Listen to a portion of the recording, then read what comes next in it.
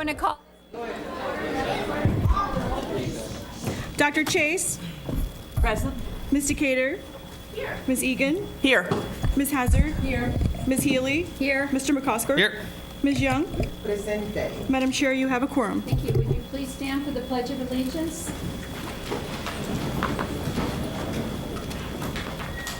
I pledge allegiance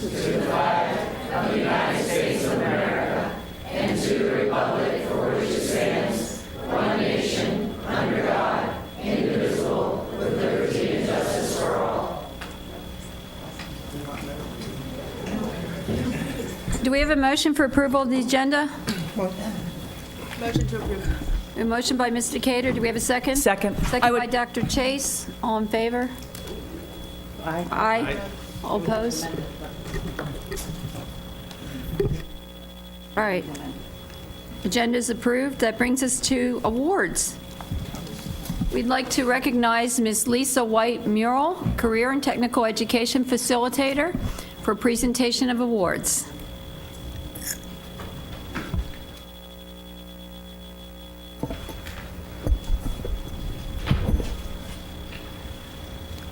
Chairman Healy, school board members, Dr. Benson, it is my pleasure tonight to recognize Stafford's 2018 Virginia State Technology Student Association finalists, TSA.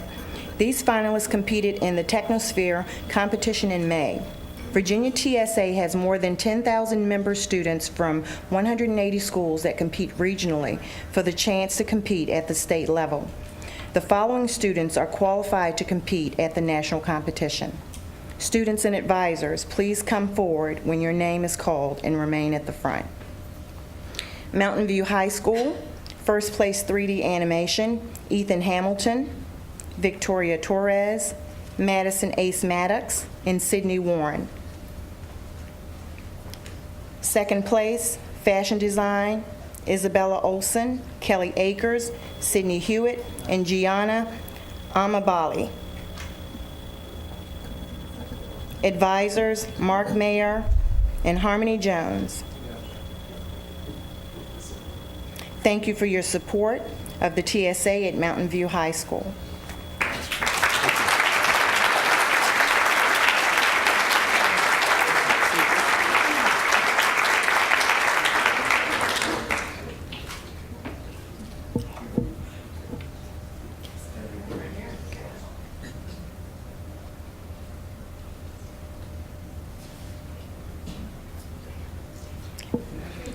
Audience, they would like for us to hold our applause until the end. Thank you. Brook Point High School and Colonial Forge High School. First place digital video production, Emma Devine, Katie Wheeler, Virginia Shim, Michaela Kiesp, Mario Martinez, Stone Summers, and Beniam Johannes of Brook Point High School, and Asim Sarfraz of Colonial Forge High School. These students also placed first on demand video. First place Children's Stories, Emma Devine, Katie Wheeler, Virginia Shim, Michaela Kiesp, Mario Martinez, and Stone Summers and Beniam Johannes. Second place Promotional Design, Emma Devine. The advisor is Summer Craig. Thank you for your support, TSA at Brook Point High School and Colonial Forge High School. Gale Middle School. We have third place Leadership Strategies, Yasha Sway, Sankora, Victoria Bellotti, and Angelina Hargate. Second place Dragster, Yasha Sway, Sankora. Third place Dragster, Ryan Auger. Advisor, Paul Jacobs. Thank you for your support of TSA at Gale Middle School.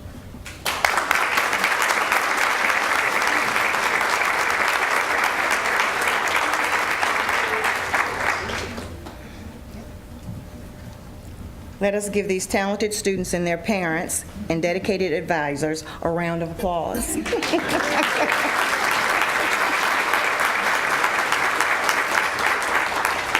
Other notable results. The following students were recognized as top 10 finalists in their event. Students, please come forward when your name is called and remain at the front. Mountain View High School, Top 10 Biotechnology, Rebecca Brown, Amanda Weich, Ashley Weich, Aiden Anderson, Harshel Patel, and Avery Shover.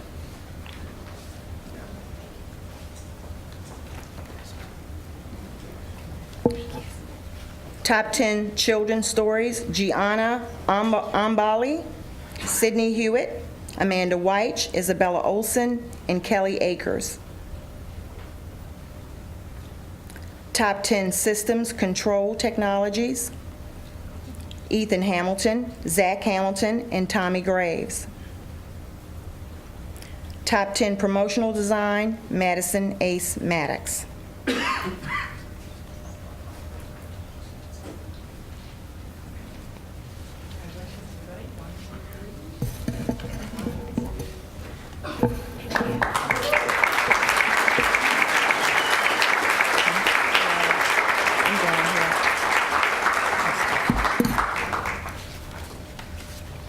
Brook Point High School, Top 10 Coding, Mario Martinez and Biniam Johannes.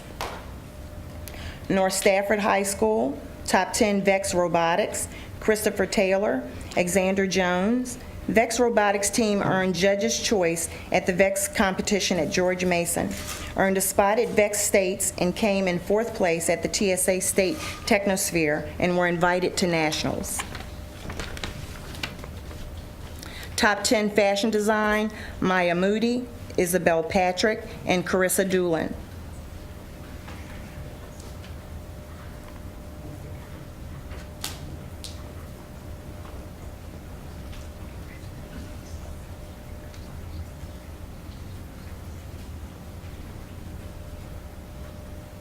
Okay.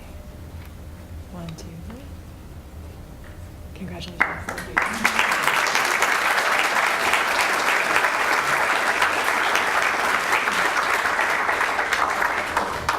Gale Middle School, Top 10 Problem Solving, Yashosue Sankora.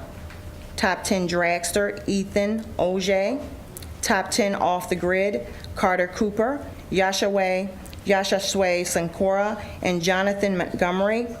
Top 10 Structural Model, Victoria Bellotti and Angelina Hargate. Top 10 Systems Control Technologies, Ryan Oje, Owen Oje, and Ethan Oje.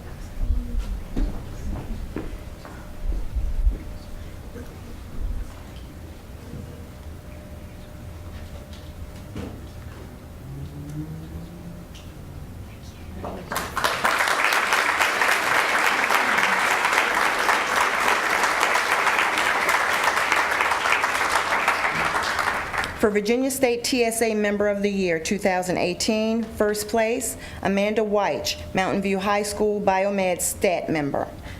Second place, Stone Summers, Brook Point High School IT Stat Member.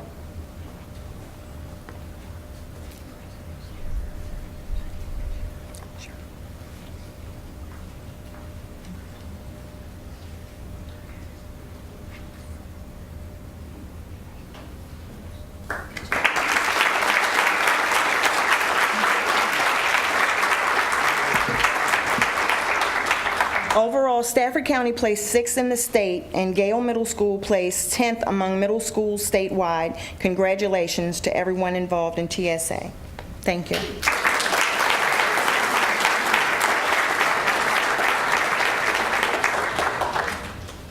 All right, we'd now like to recognize Mrs. Tammy Hauk, principal of Brook Point High School, for presentation of awards.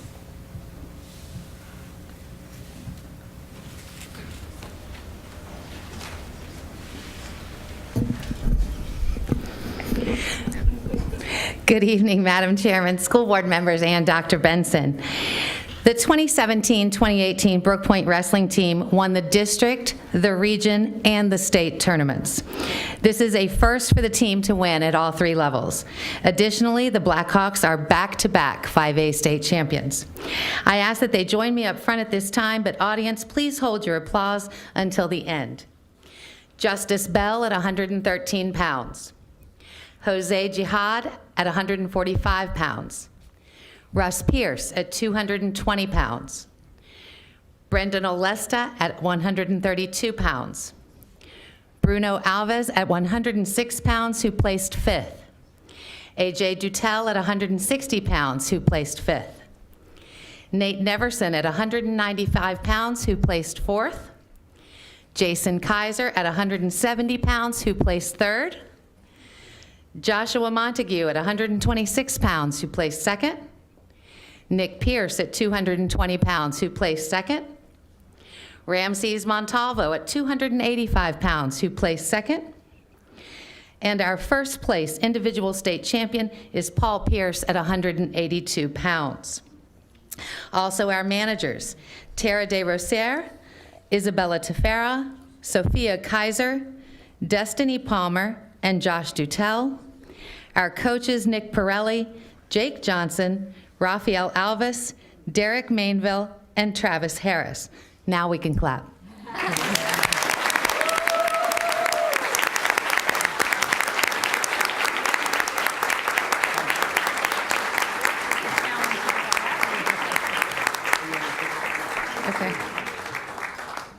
All right. So I need everybody to come in a little bit. You can make a couple rows, especially this side.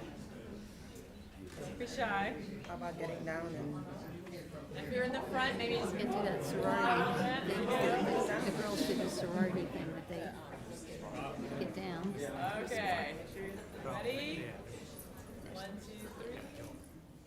3. Thank you. Congratulations.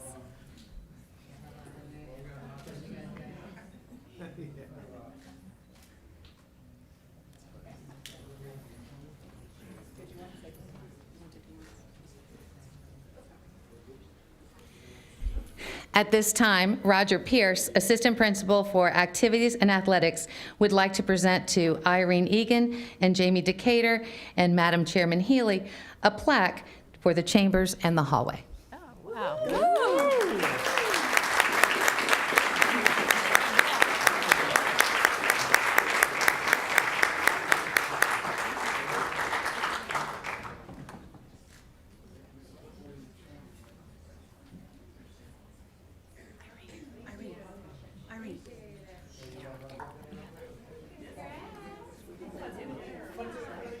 Yeah.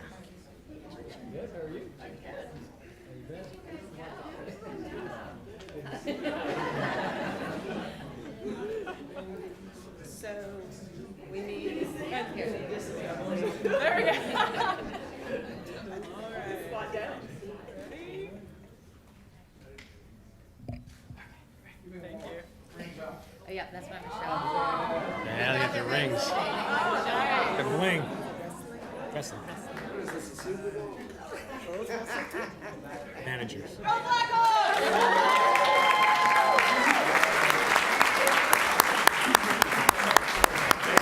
Everybody meet outside. She stole my line, but thank you very much. Congratulations, nice ribs, nice Yeah. Congratulations. Last week. Bye, Nate. Good thing you didn't use your dance moves, Nate. All sorts of plaques. Oh my goodness. Thank you, Mrs. Halk. That brings us to Dr. Jim Stemple, Principal, Mountain View High School, for presentation of awards. Good evening, Madam Chair, school board members, Dr. Benson. I'd like to invite Jeanette Dillinger and her science teacher at Mountain View High School to join me up front. As Jeanette comes forward, I would like to announce to you that she was recently selected as the National Association of Geoscience Teachers as the 2018 Virginia Earth Science Teacher of the Year. Ms. Dillinger is truly an outstanding teacher. She recently was awarded one of the Stafford Education Foundation's Innovative Teacher Grants, and her students consistently score above the district and state averages in the end of course SOL test. On a personal note, she's taught 2 of my children, and they just love her. But I need to share an anecdotal story that happened just today. We had a senior who needed 1 SOL to walk across the stage on Saturday. This lady made it happen. So today, the senior passed his SOL, her SOL, and she will walk across the stage Saturday and get her diploma to her extra efforts. So you can see why she's the Earth Science Teacher of the Year, the extra mile to help make that happen for a student on Saturday. So congratulations, Jeanette. Thank you. Sure.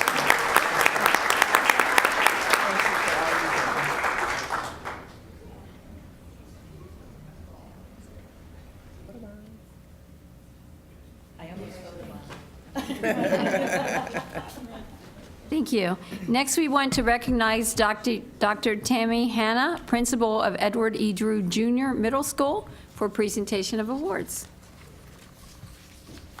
Good evening, Madam Chairman, school board members, and Dr. Benson. It is my pleasure to announce the 2018 Edward E. Drew Jr. Middle School recipients of the National Junior Honor Society Outstanding Achievement Award. Would winners Caitlin Cockrell, Camille Coslow, and Owen Richwine please come down, accompanied by your advisors, Jeremy Utt and Devin Washington.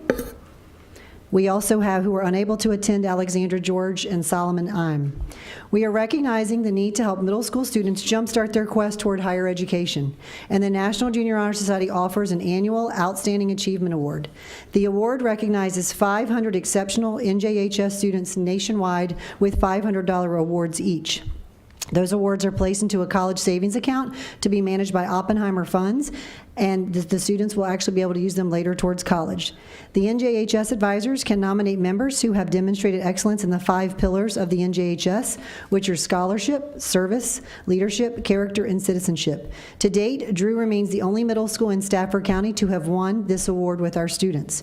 Drew students have received this award for 3 consecutive years since the award was first begun in 2016. And this year's 5 recipients bring Drew's middle school's total number of recipients to 9 and total scholarship earnings to $4,500. So we'd like to recognize them for this accomplishment.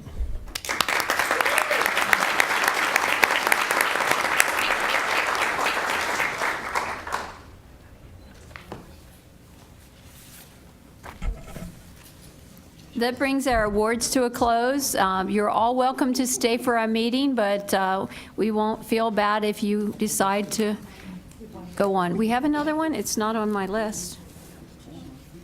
Where is it? Oh.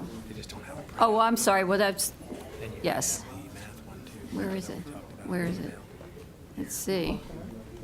That's all that's on the script, but now we get to the agenda. So that's a separate agenda item. Thank you. We want to recognize Mrs. Carrie Neely, Chief Academic Officer of Elementary Schools, for presentation of awards. And that's number 402 on our agenda. Good evening, Madam Chair, school board members, and Dr. Benson. Audience, if you would please hold your applause until the end, we'd like to bring both of our award winners forward. Will award winners Susan Whitehead and Neil Anand come up to be recognized? Every year, First in Math hosts an online competition to encourage students to practice their mathematical skills. Students earn stickers, which count in the competition individually, as a class team, and as a school community. Parents and educators also participate in the competition, modeling constant learning and growth. The 2017-2018 First in Math competition has drawn to a close, and we are proud to announce that Stafford County is home to some of the highest ranked players. Susan Whitehead is a 5th grade teacher from Ferry Farm Elementary School. Mrs. Whitehead earned over 70,000 stickers, earning her the ranking of #1 educator in the country. Congratulations, Mrs. Whitehead.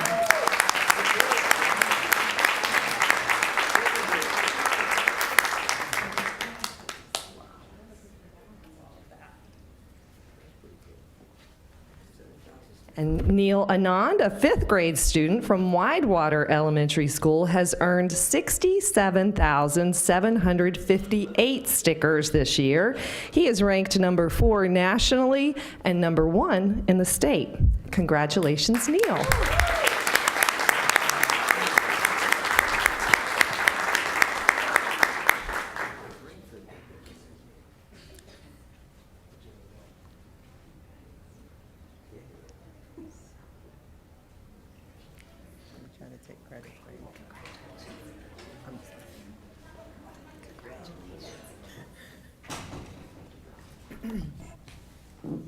Thank you. Now we come to the 2017-2018 Recycling Competition Awards. And we've had on the video, the films produced by our students. You've had a chance to see them before the meeting. Good evening, Madam Chairman, school board members, Superintendent Benson. As many of you know, Stafford County Public Schools has developed and maintained a strong and active recycling program throughout all levels of the school division since 2006. To ensure the program stays relevant, educates our students, and supports sound conservation practices, the division instituted several internal contests to promote recycling. Tonight, we will recognize the schools and individuals in 2 of those contests. Before I do that, I'd like to invite representatives from 2 of our business partners to come forward and assist in handing out the awards. Mr. Reggie Adams and Mr. Doran Harris from ABM Inc., formerly GCA, our custodial service provider. Please come down. And Ms. Lindsay Horn from Waste Management Refuge Services. Both ABM and Waste Management have graciously sponsored the recycling contest for many years with monetary support for award winners. Also, I want to recognize Josh Schimpf, the division's energy manager, and Jesse Belinsky, our custodial coordinator, if they could come down. I know Josh is not with us tonight. Without their hard work, focus, and instrumental support of the program, this effort would not be successful.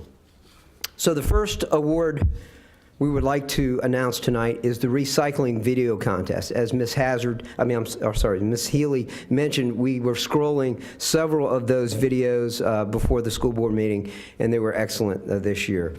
The video contest is designed to educate students and staff on recycling and focus their creative skills on the issues through the use of video media. This year's theme was Ways to Reduce Waste. A winner was selected at each level. Each first place winning team will receive $500. I will go first with the elementary school. First place comes from Conway Elementary School. The title of the video is Home, Heal Our Mother Earth, directed and produced by Bella Wood. Would Principal Raybold and Miss Wood please come forward? Bella will receive $500 as a winning player.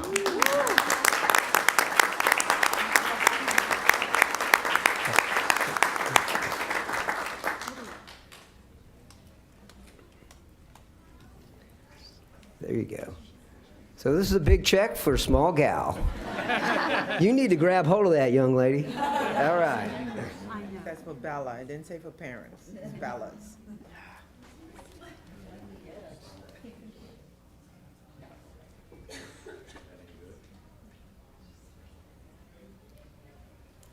Thank you. Wait, one more.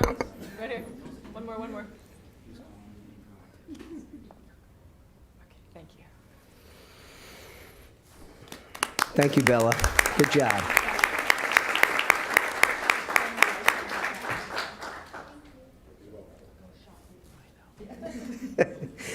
At the middle school level, first place comes from Rodney Thompson Middle School. The title of the video, Don't Refuse to Reuse, directed and produced by Zoe Jones and acting Ellie Jones. So would the Jones sisters please come down? Oh, so cute. We have both middle school and elementary school represented here. So. Gotcha.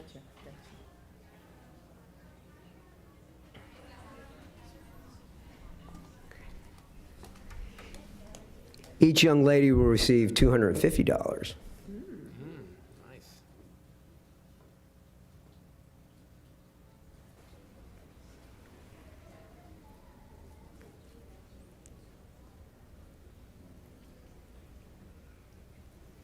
Get used to it.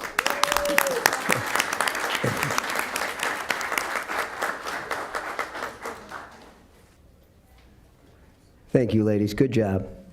And finally, at the high school level, this year's winner comes from Mountain View High School, which includes students from Hartwood Elementary School. The title of the video is Recycling Girls, with Principal Stemple and students Felicia DeToll, Lexi Bowers, Dessa Bowers and Haley Bowers, please come forward.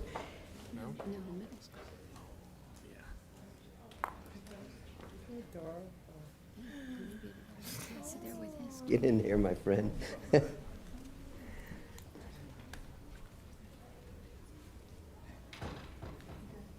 Nice smiles.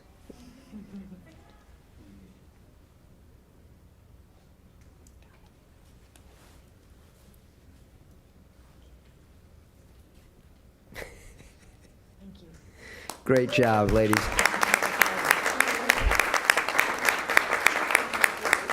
Each one will receive $125. The second contest I'd like to present tonight is called the Recycling Challenge. This particular contest was designed to promote school recycling by creating a friendly competition between schools at each level. The division breaks the competition into two halves and has winners for each half of the year, and then an overall winner. First half, second half, and overall winners receive $250. The overall winners for 2017-18 school year at the elementary school level is Kate Waller-Barrett. If Principal Austin could come forward to accept the award for the White Tigers. I'm not sure if she's here tonight. Oh, there she is. Great. Barrett Elementary School has now won the award 5 years in a row, so I think a dynasty is in the shaping. Absolutely. Great job, Kim. Their annual recycling rate was 40.44%. Anything over 40 is excellent, and anything in the 30s is really good. So fantastic job, Kim. Thank you. Congratulations. She's taking home the trophy. The winner at the middle school level is Rodney Thompson Middle School. If Principal Greider could come forward to accept the award for the Jags. Their program averaged an annual recycling rate of 37.78%. Rodney Thompson Middle School was last in the winner's circle back in 2009. So it's been a while, so welcome back, Andy.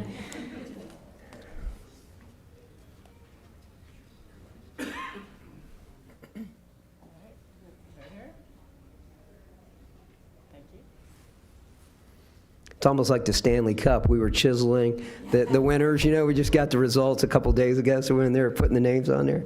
So the winner at the high school level is Mountain View High School. If Principal Stemple could come down to receive the award for the Wildcats. The Wildcats have won the award 6 out of the last 9 years, so another dynasty. Seems like a few of the schools got it figured out. It's pretty good. Their program had an annual recycling rate of 40.40%. So good job, Jim.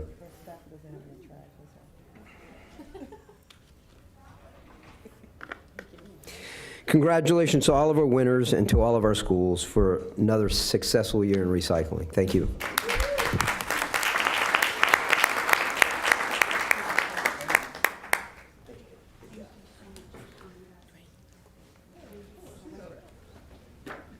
Congratulations to the winners, and a special thank you to our business partners for their generous contributions. That brings us to special presentations. We have 2 this evening. The first is from the Fine and Performing Arts Advisory Committee, the year-end report.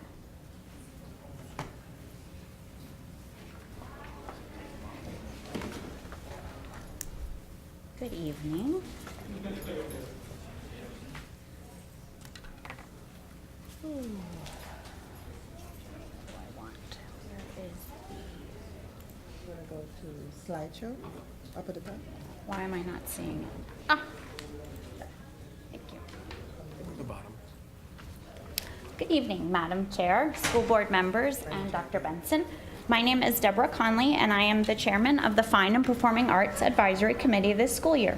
Thank you in advance for allowing me to speak on behalf of our committee this evening. The Fine and Performing Arts Advisory Committee is comprised of students, parents, teachers, and community members. I would like to invite our committee members who are present tonight to stand and be recognized for their service to our school division this year.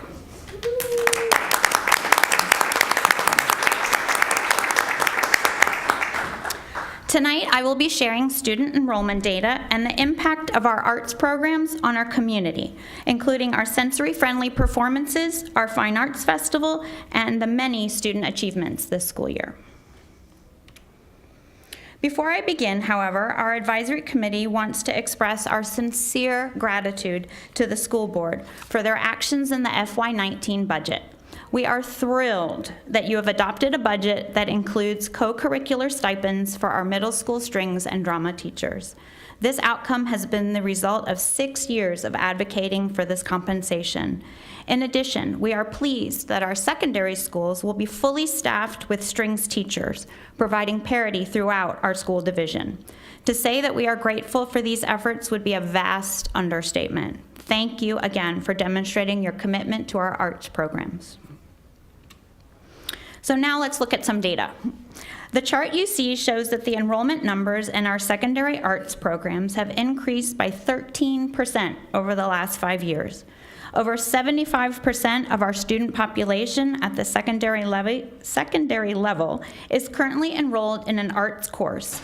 And when combined with our elementary students, over 24,000 of our 28,000 students are receiving arts instruction this school year.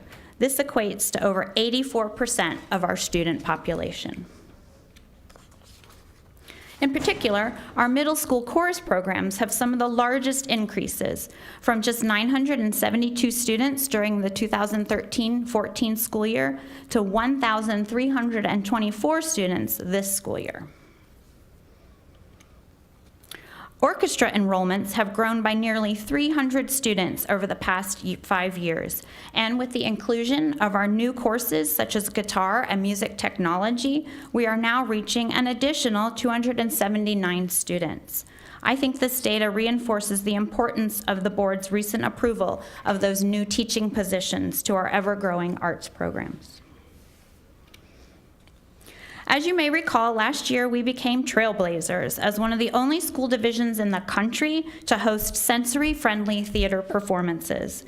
This year we continue this tradition and our partnership with the Special Education Parent-Teacher Association and Special Education Advisory Committee by providing 2 wonderful musicals produced by the theater departments at Brook Point and Stafford High Schools.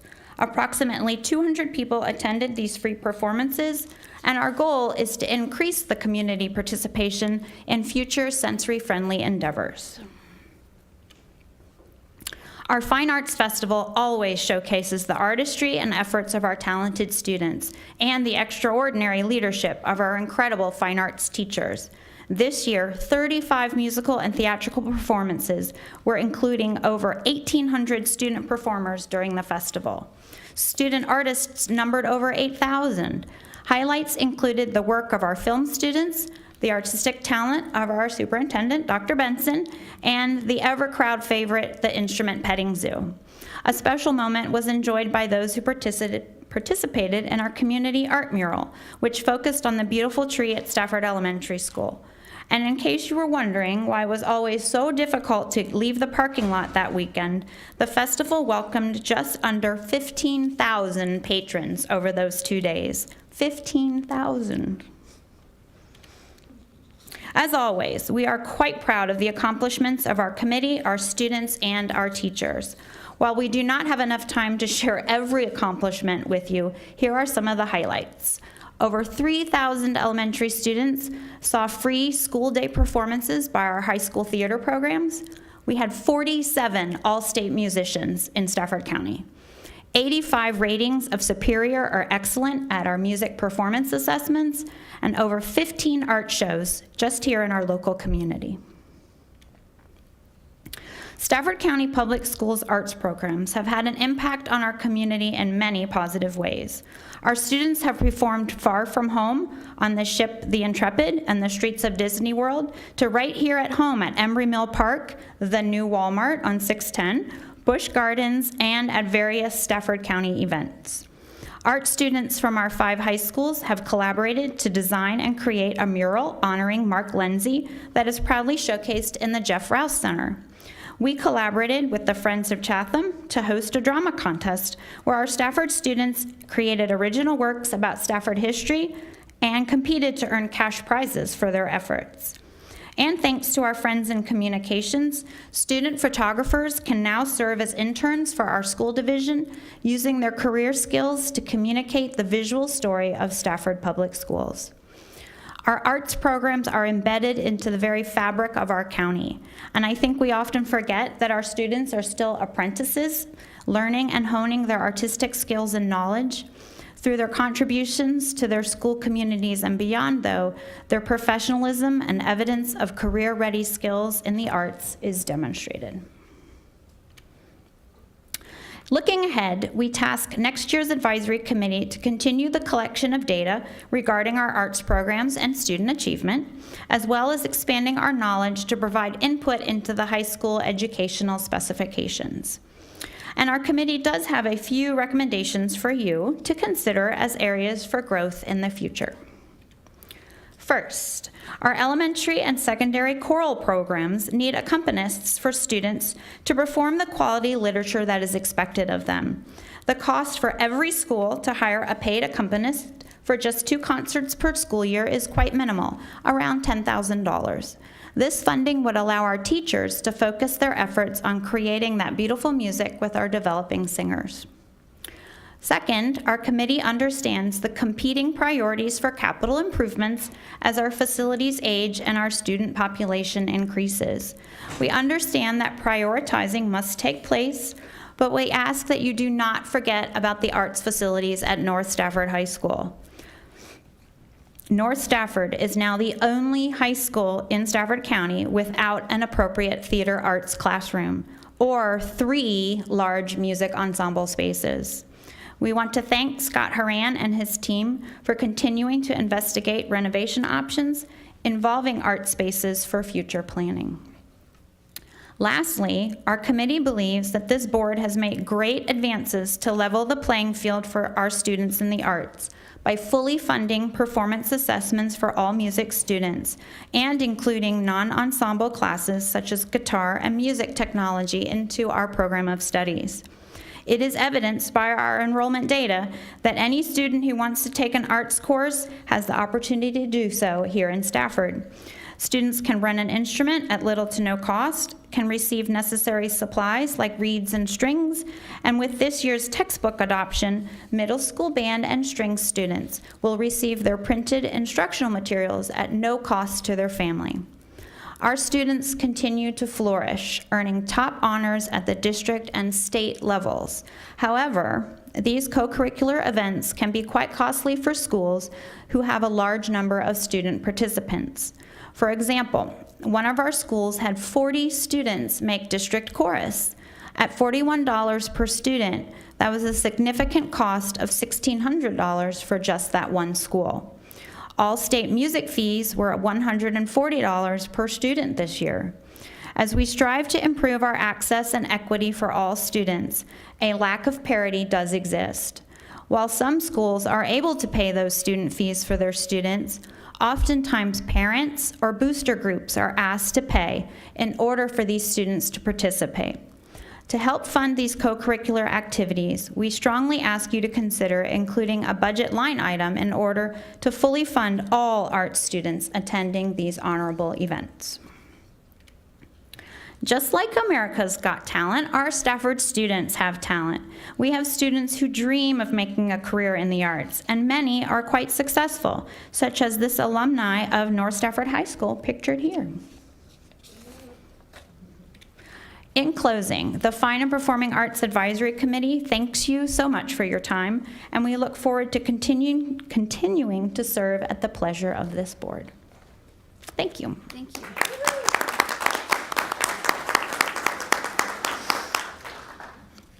Any questions? No? Thank you very much. Thank you. That brings us to the year-end report from the Special Education Advisory Committee.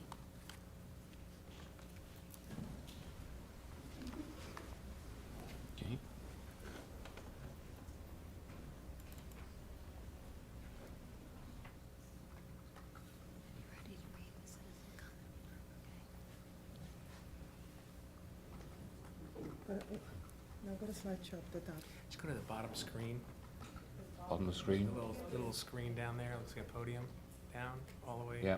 Right next Right. to the left of the 70%. Yeah. Sorry. Oops. To the left of the 70%. Right there, that Doesn't want little to move. screen. He wants a slideshow, right? Yep, that's it. Or if you do Enable editing, and then you should be able to. Yeah, so it's just- For them, it's Oh, showing right yeah. there. it's- all right. There you go, that one. It's easy, just go. Yeah. We won't include that in your time. Thank you very much. Maybe you should. Madam Chairman, members of the board, Superintendent Benson, thank you very much for having me here to report to you. My name is Henk Dieger. I'm this year's chairman. There are members of the committee here, and I'd like you to show your appreciation for their work this year, please, if you'd like to stand. Come on. There you go. Thank you.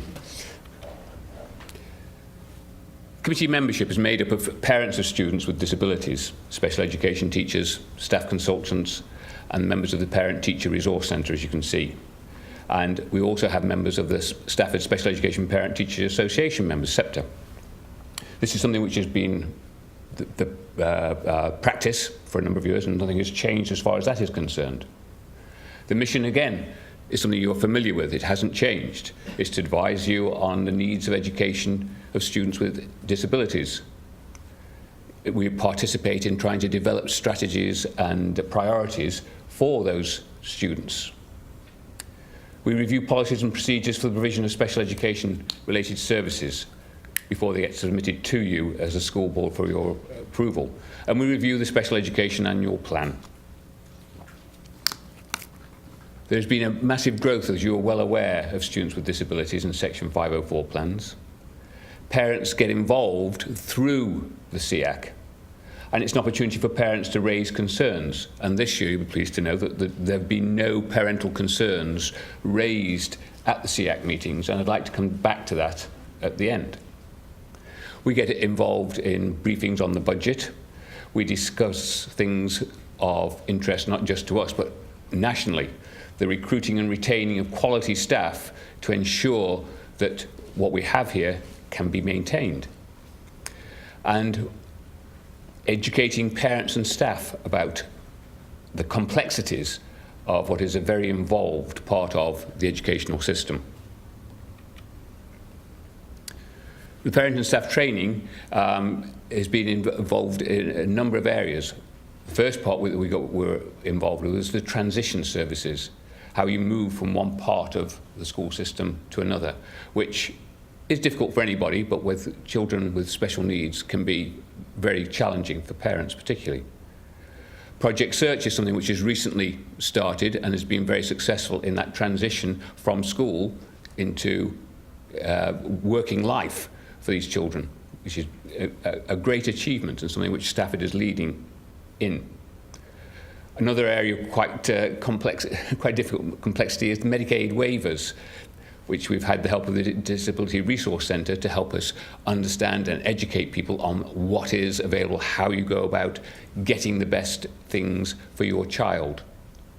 And there are multiple trainings provided by the Parent Teacher Resource Centre, plus the SEPTA organisation, to help parents and teachers get through all the questions, because every child is different. There's a whole spectrum of different needs within that special education title, and so it is very difficult for parents to go somewhere and just get one answer to fit all. It doesn't happen, so you have to individualize it as you go.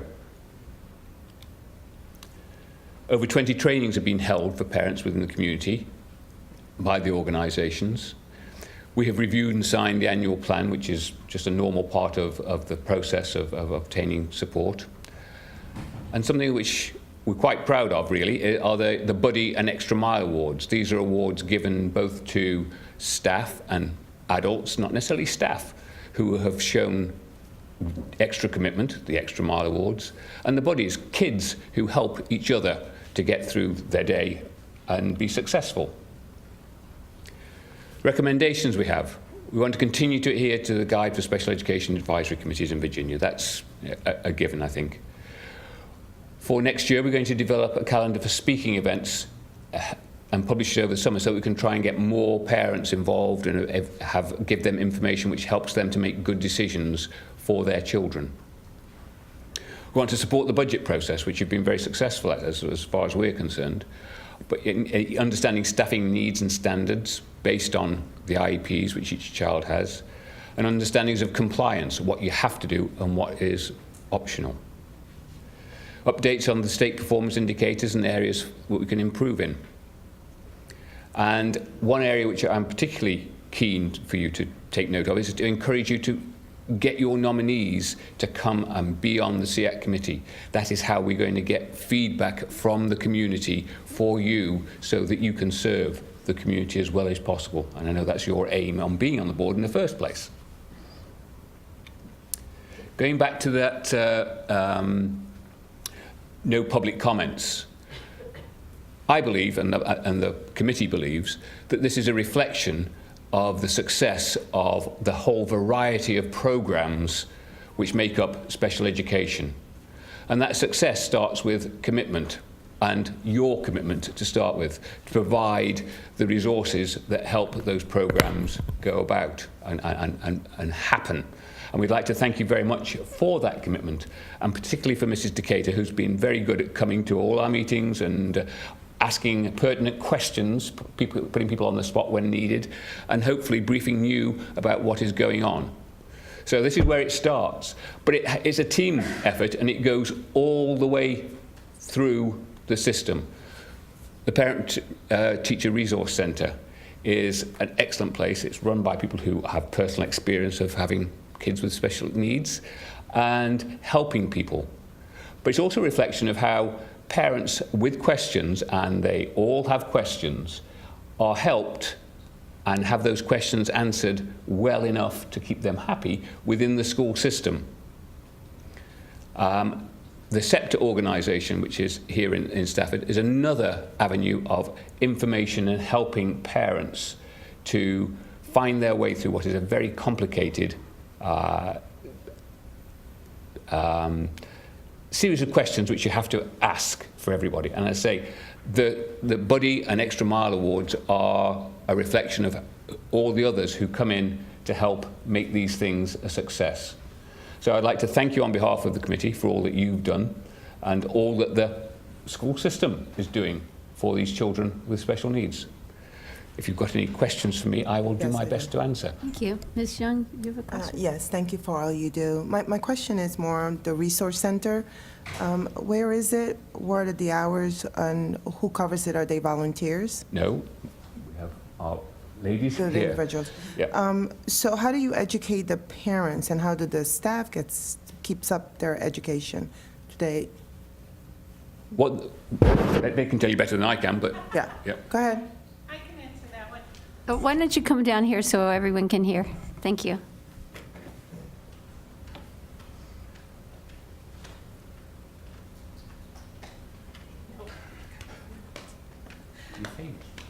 Good evening. One thing we do, we are housed over with Child Find at the Gary Melchers Complex. We moved down there in November.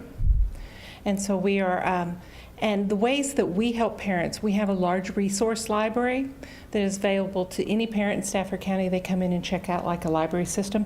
There's approximately 4,000 items in there that can be checked out. They're also checked out by staff. We have a lot of games, a lot of teaching ideas and things like that for different disability areas that are utilized. We offer workshops to our families in the evenings and during the day.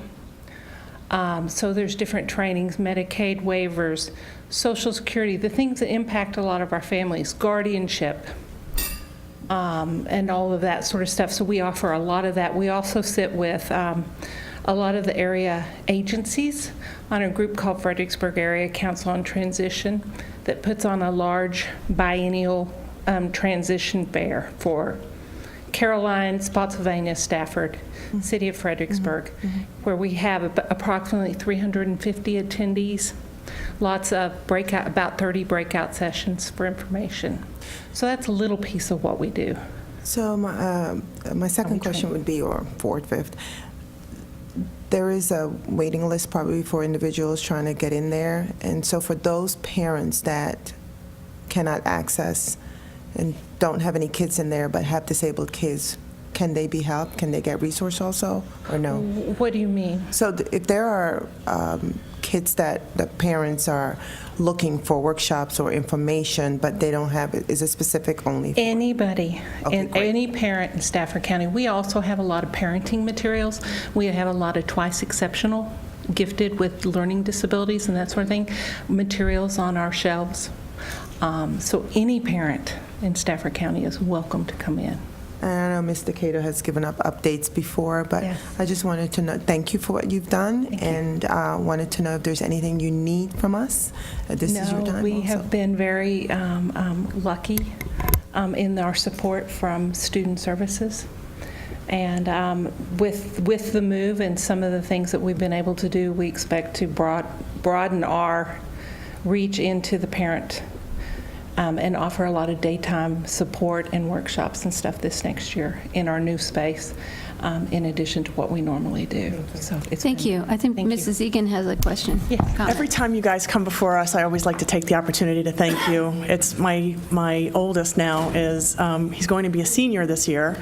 And when I first started my career at Stafford County Public Schools as a mom, we started out with Child Find and the Parent Resource Center.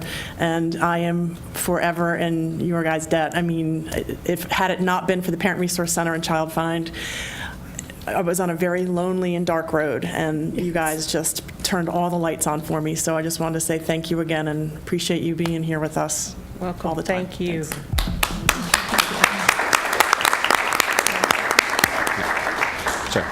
thank you. Thank you very much. Thank you. We appreciate it.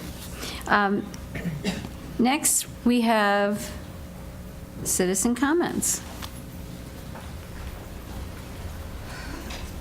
Happy citizens, that's great. All right, Love it. Mr. McOsker. Individuals wishing to comment at this time may do so by responding to the general invitation of the board chairman. Speakers shall identify themselves by name, address, and organizational affiliation if the spokesperson represents an organization. Speakers shall also announce the purpose/topic of their comments. 3 minutes shall be allotted to speakers. The chairman reserves the right to restrict the total citizen comment received at any particular meeting to a predetermined maximum number of minutes with the approval of the board. Citizen comment which is profane, abusive, or which threatens imminent physical harm shall be ruled out of order by the chairman. Although the board provides the opportunity for citizen comment, individuals desiring to register complaints against the division employees or division programs, services, or activities may also utilize the procedures outlined in Stafford County Public School Policy 1113, public comments. It's okay. We have 5 people who've signed up, so I'm going to call their names first. If there's anyone who wishes to speak who has not signed up, they can follow these 5 people. And after you speak, there's a sign-up sheet on the ledge there that will need you to sign up with your name and address for the record. The first speaker is Alex Weathersby, followed by Larry Crosswell.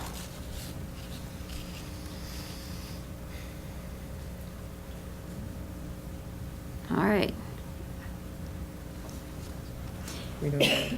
Looks like one of the 2 is here, and Phoebe Samohana is the next speaker.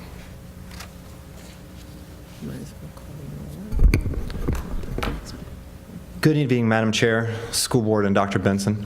My name is Larry Crosswell. I live at 31 Washington and Lee Boulevard in the Rock Hill District, your district, ma'am. While my primary focus tonight is to voice my support for the pre-Labor Day start to the school calendar, please allow me a brief moment to address Dr. Benson. This is quite possibly the last chance that I will see you, sir, so I'd like to just say thank you. Thank you very much for everything that you've done for the district, for the teachers. I have not agreed with every single decision you have made, but I have respected every single one because I know that you go through a thorough, careful, deliberative process before arriving at them, so thank you very much. As a parent of 2 children in Stafford County Public Schools and as a nationally board certified 19-year veteran teacher, I absolutely support a pre-Labor Day start to the school calendar.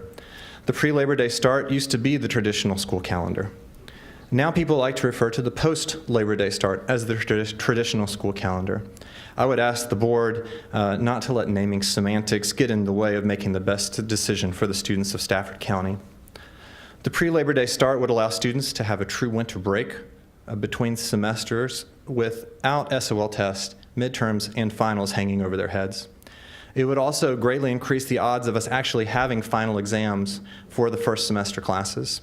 In the 6 years which I have been employed in Stafford County, half of them have either had us not give first semester final exams or not count first semester final exams.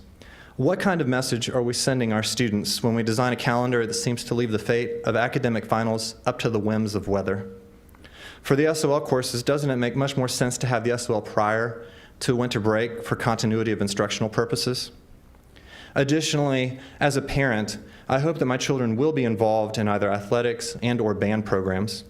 It seems ludicrous to me that we structure our calendar so that students who are in band and fall sports only get 6 weeks of summer break. This year, for example, the last day of school is Friday, and the first day of golf and football practice is Thursday, July 26th. These students will get 40 days off for their entire summer break. It would be so easy for you all to grant these involved students the months of June and July as a well-deserved break. I know that last year teachers seemed to be split down the middle as to their preference for a calendar change, but I suspect if you ask only high school teachers, you would find an overwhelming majority are in favor of it, as our students are the ones most affected by the current calendar.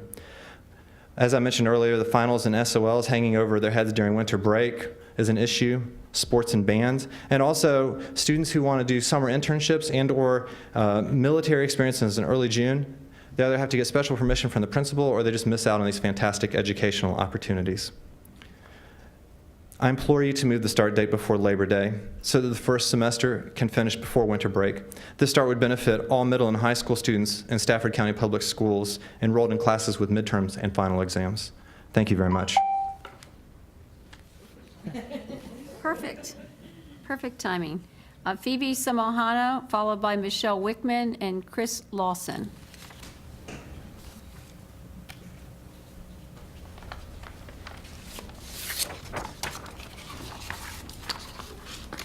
Hi, my name is Phoebe Samahano. I'm a sophomore at Colonial Forge High School. And do you need my address?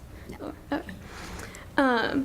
When you ask most people what is more important, school or health, most would say health. So why are we punished when we prioritize our health? The current attendance policy allows for 2 days of absence per class of absence through the entire year in order to be exempt from an exam with a B to an A-. I ask that this policy gets changed to 2 days per class per semester. This equates to 8 days out of a total 180, equivalent to just missing 4.4% of the school year. This year, I'm exempt from all my exams except for one, my English exam. I have an A- in the class for the year, but last week I became sick and the doctor recommended I stay at home to recover. But due to being already at 2 absences for this year, I tried to wait until the weekend. I pushed through 1 day of school, but was absolutely miserable and on the verge of crying from pain the entire day. For my own health and well-being, I took the next day off to recover.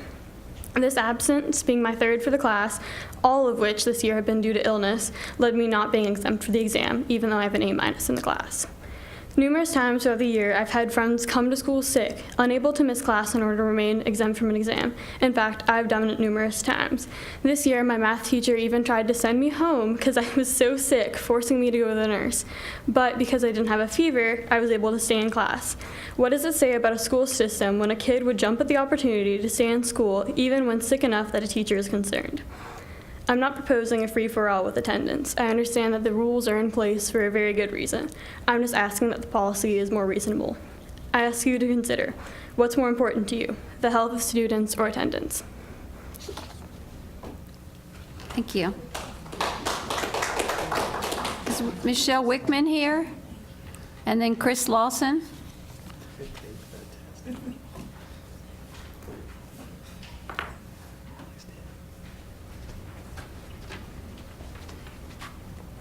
Good evening, Dr. Benson, members of the board. My name is Michelle Wickman. I'm at 305 Bentley Court, and I'm a teacher at North Stafford High School. I'd like to speak this evening in favor of a pre-Labor Day calendar change. There's been a lot of talk about why we shouldn't make this change, setting aside personal vacation preferences, which I hope would never be considered when developing an instructional calendar. Let's look at some of the other things that folks are saying in opposition. I've seen 3 common themes. One of them is kids need a normal summer. I'm an Air Force brat, so my brothers and I attended schools in 6 states and 3 countries in 18 years, and the only place it ever started before Labor Day was Virginia. So a pre-Labor Day start probably feels pretty normal to a lot of people. I think that all the military families in the community in particular would really appreciate being able to finish school before they have to PCS to their next duty station. And those that are moving mid-year would really appreciate starting a new semester in January instead of trying to fit in where we are now. Another reason that I'm seeing people opposed is they're saying we shouldn't do this just because everyone is doing it. To which I would agree, we should not just jump on the bandwagon to jump on it, but there are valid reasons why we should be changing because the counties around us have changed. One of those would be that teachers who live in other counties, we want them to apply here so that we can get them working here, right? And we also don't want to lose the teachers that do live in our other counties and work here now because our calendars are no longer aligning. Additionally, there are regional programs such as Colonial Governor's School where teachers are collaborating between counties, and if we are not aligned calendar-wise, then that leaves the Stafford students behind. It's creating issues there. Number 3, the biggest one that I'm seeing really is people are saying we shouldn't make this change due to testing. The sentiment here seems to be that testing shouldn't be so all-important, and I 100% agree with everything that people are saying when they say that. The pressure that we place on today's students due to testing them out the wazoo is just insane. But unfortunately, the mandated testing isn't going away anytime soon. So how can we take some of the pressure off of these kids and their teachers?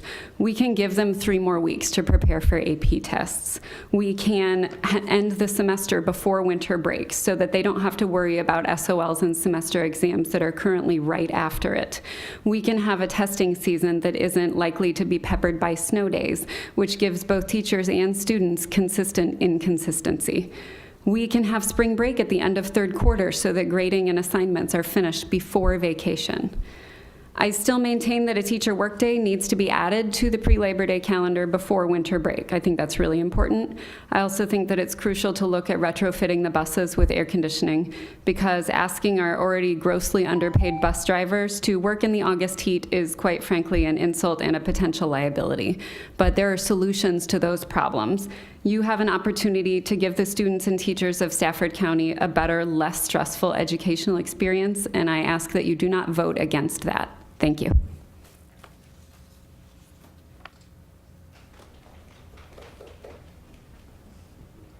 If there's anyone that would like to speak to the board after Mr. Lawson, please come forward when he's done.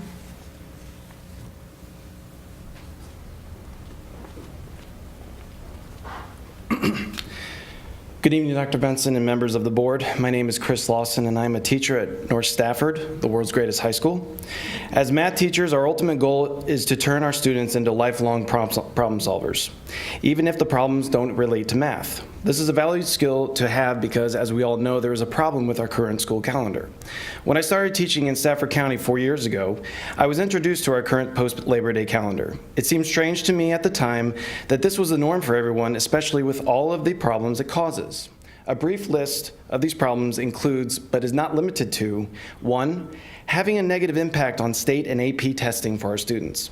Hopefully you all received my email, including the data for our geometry SOL scores of the last 4 years to show this effect. Number 2, our calendar causes our governor school teachers in our surrounding counties to stagger their curriculum pacing for their students. This prevents the whole program from truly collaborating, which is really what the program was designed for. And number 3, my least favorite, the inevitable cancellations of midterm and final exams in January every year due to snow. It was completely mind-boggling to me that this was the calendar of choice for our county year after year, even after Virginia has allowed over 65% of its counties to move to a pre-Labor Day calendar.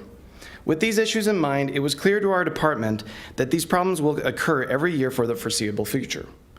So as the problem solvers we are, we were forced to make adjustments to our instructional pacing so that it could test before winter break. These adjustments were made with the focus being solely for our students, for their success, and the adjustments did help the cause, but in the end, it is still not a fair fix for the students. As I tell my students every year in each class, problems you will encounter in life have more than one solution. Well, there is good news. There is a better solution. Dr. Benson, along with the unforgettable Mr. Nichols, have provided us with a tremendous example on how to fix all of these problems. We, along with many of the Stafford County teachers, students, and even parents, are for a pre-Labor Day calendar. A pre-Labor Day calendar will undoubtedly be something most people in this county will not have experienced before, and people have expressed how they do not like the change. So, to those in this room and to those out there watching this who may still be opposed to the idea of switching the calendar, here's a quote from a classic bedtime story I read to my daughter last night that I want you to think about.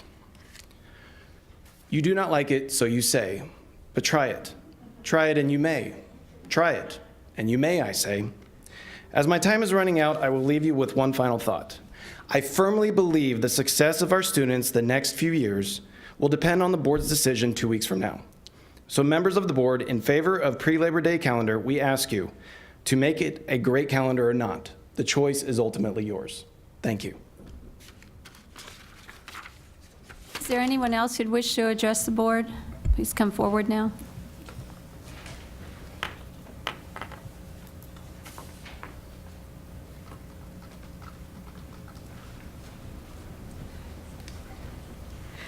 Good evening. My name is Kristen Barnes. I live at 11 Temple Drive, and I would like to discuss the same topic and possibly give you a different perspective this time. I know that most of you have heard me speak. Some of you have not yet.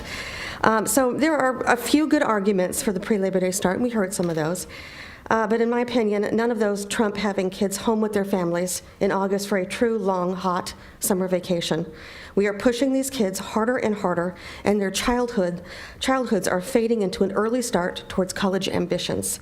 It has become so all-consuming that the singular focus of childhood now centers around how many advanced courses they can fit in and how early we can start them on their path to college and adulthood. Calendar changes like year-round school or pre-Labor Day start are a symptom of our kids' disappearing childhood and the ever-increasing pressure to succeed at all costs. I'd rather my kids swim, bike ride, and read through those lazy last hot days of a traditional summer instead of packing them on a miserably hot bus just to get a few more hours of instruction in the hopes that their standardized tests might improve slightly. Because it is, after all, the most important part of a child's life these days, it's testing. Our students have managed very well. The arguments that we've heard before, we've heard them many times, but our students have managed very well with a post-Labor Day start, and I see no reason to fix something that is clearly not broken. There's simply no empirical reason to change the start date at this point. If we are looking to make a positive change for our students, we should be discussing start time, not start date. There is a wealth of medical and academic studies that show a later start time for high schoolers has a positive impact on test scores. And if that's what we're really concerned with, let's go there for a year. We've been discussing this year after year, and the start time is what should be discussing instead of the start date. There are articles online written by the CDC, American Academy of Pediatrics, that state that high schoolers should start no earlier than 8:30 in the morning. So instead of going round and round and round, let's bring up something that will actually make an empirical change for our students, and that is looking at a start time instead of a start date. Thank you. Oh, could you sign in, please? Hi, I'm Dana Brown. I live at 41 St. William's Way. I have a child at Mountain View and at North Stafford. Here to talk about the calendar. Couple of things. I want to remind you that it's Virginia law to start after Labor Day, okay? You can obtain a waiver, but some years you might qualify, some years you might not, and then you're going to be forced to change your start date back and forth like Spotsylvania has done. Parents are not happy down there. I think the previous speaker, Mr. Crosswell, who's probably going to be one of my daughter's teachers next year, said he's lived here 6 years. I've lived here 18 years, and we've always started after Labor Day, probably because there's no reason to start early. I was thankful that during your last meeting that Dr. Benson shared that there was no compelling evidence that starting early improves grades or test scores. For so many years, you were erroneously told otherwise. Pretty much everything that's been sold to you as a reason we must start early has been debunked. And as far as test scores, our schools wipe the floor regionally, okay? Our post-Labor Day test scores are the best regionally. Now, last year, even though you did a great job, I thought, kind of being neutral on that, there was one thing that kind of stuck in my craw, and that was, as a CGS parent, I did have a little heartburn the last meeting that there seemed to be kind of a veiled attempt to try and hang an early start need on the governor's school. It was alluded that the CGS students had summer AP assignments because we were in a regional program that had other schools that started early. Well, turns out that's not why they have summer assignments. I received this bulletin, which I'll give you, a few days ago from one of our high schools, North Stafford, reminding all, and I do mean all, AP students to come pick up their summer homework assignments. These are for students that aren't in the governor's school. So it turns out being in a regional program has nothing to do with summer assignments. And there's a complete list on here of all the teachers and all the classes that have a summer assignment. There's no reason we need to start on August 12th and August 10th. Colleges don't even start that early. Did a little research. UVA, August 28th. William and Mary, August 28th. George Mason, August 27th. UMW, August 27th. James Madison, August 27th. Radford, August 27th. ODU, August 25th. For Saturday classes, August 27th for everybody else. Christopher Newport, August 27th. The earliest one I found was Longwood at August 20th. So nobody is making their kids go back to school August 10th and August 12th. And I just want to remind you that the survey you guys did last year showed that even despite this part that staff got to vote multiple times in multiple buckets for both staff and parents, post-Labor Day still won out. Well, I had more, but I'll tell you next time. Thank you.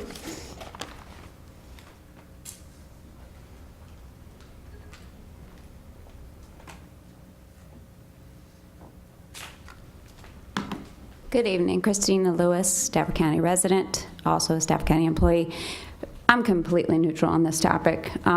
Just an observation here. I've heard a lot of input from parents, staff members, some community members, but I haven't really gotten input from the students.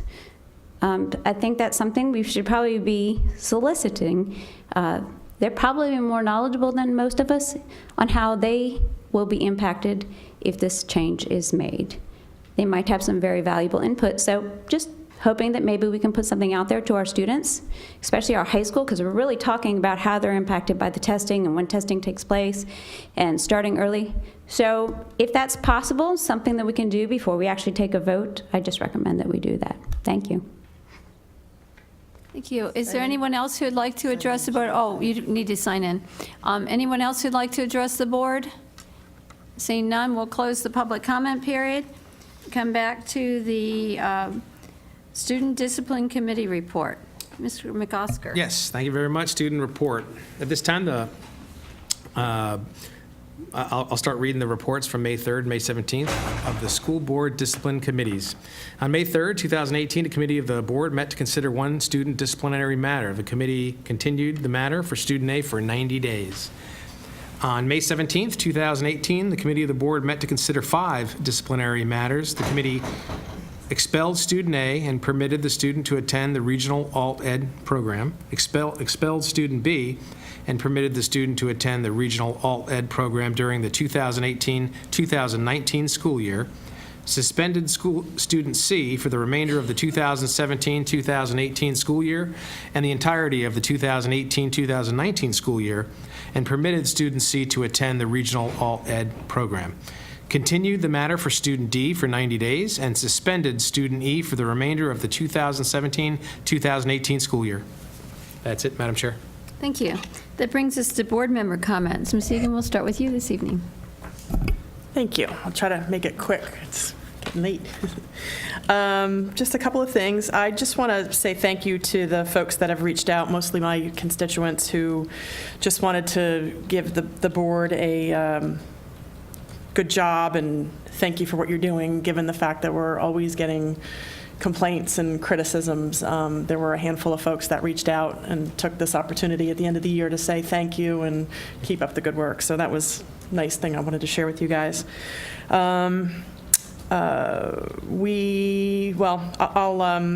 leave the committee report for the 3-on-3 to you. I just want to touch on the one portion of it because I gave such a very long discussion about the school resource officer program. Feel free to report on anything because I have mom brain. We are moving towards, or the sheriff's office and the school division and some of our principals are all working together to put together the security protection officer program.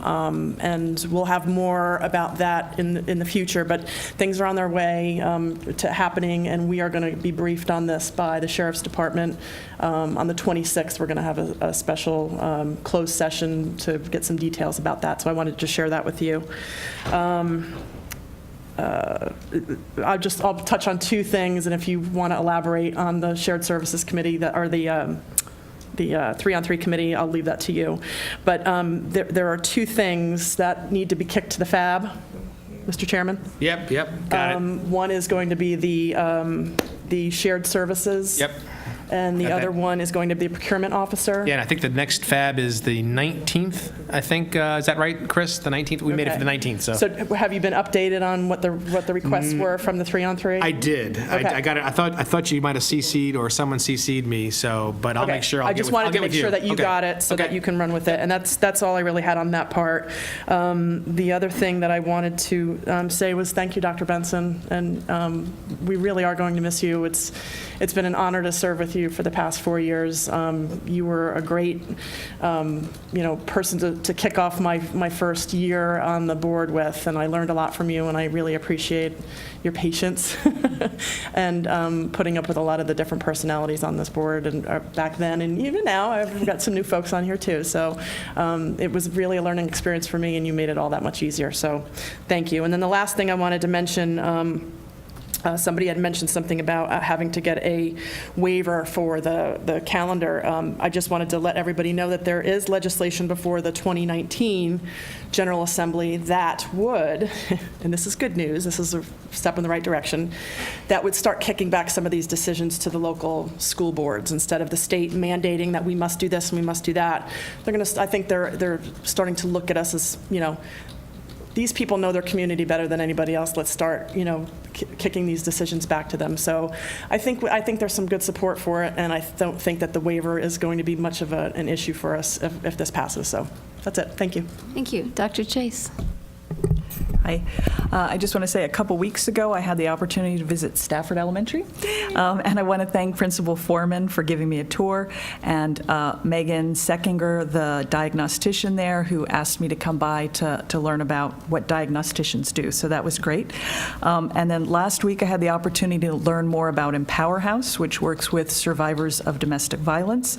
As part of their strategic plan, they have begun reaching out to local school divisions to try and do some prevention, teach teens about healthy relationships. I believe they are meeting with Melanie Daniel this week to see if they might be able to partner with Stafford schools. Last night I attended our annual retiree recognition dinner. I want to thank staff for putting together such a lovely event. While I am sad to see such wonderful educators and support staff leaving Stafford County, I wish them all the best, and I'm incredibly grateful for the care they took of and the education they provided to Stafford children. A quick follow-up with the board about the CIP. If it is the will of the board, I would like to ask staff to take time in the next few months to really explore our delivery model for early childhood special education. There have been some changes at the state level, and we really need to be sure that we're using both our staff and facilities as effectively as possible. And finally, Dr. Benson, thank you for your wonderful leadership over the past 4 years. I will miss you, but wish you all the best in North Carolina. They are very lucky to get you. Thank you. Sure, that's fine. Thank you, Dr. Chase. Mr. McCosker? Sure, so let's move it on. I've gone to a lot of things, done a lot of things, retirement ceremony, wonderful, beautiful stuff. I don't use that time to say that stuff here. I never have, 6 years. Anyway, congratulations. Did. Well, I'm talking about, I've got kids in 10 schools. I mean, I'm good at everything. All right, congratulations to our students and staff for making it almost through another year. I'm going to say almost, we're almost there. I'd like to take this time to congratulate our graduates and many of us who we'll be seeing on Saturday morning, very early, and it's supposed to be good weather, so I'm really happy about that. And then once again, all the building staff at the tip of the spear who touch the students directly and make that happen. Hats off to you once again for a wonderful school year, and of course our senior staff here who guide them along the way. Say a fond farewell to Dr. Benson. It's been a couple of years now you've been with us. You actually stayed with us for more than a year, which that was good. And you did bring the policies and the. You've done a lot of things, but I think you really left your mark by putting policies in place and procedures in place and staffing standards in place, and the list can go on and on and on. And so I really do. You left the school division in a better place, and I think that should be mentioned, right? I think that's the truth, and you need to know that when you leave. You always go to a new job, and you always hope to leave it in a better place and have the next guy or gal come in next behind you and keep the ball moving. And so thank you, and have a safe departure to your next chapter in life, and make sure you say hello once in a while. I know you're not going to call me, but call one of these guys and tell them what you're doing. They'll pass it on to me.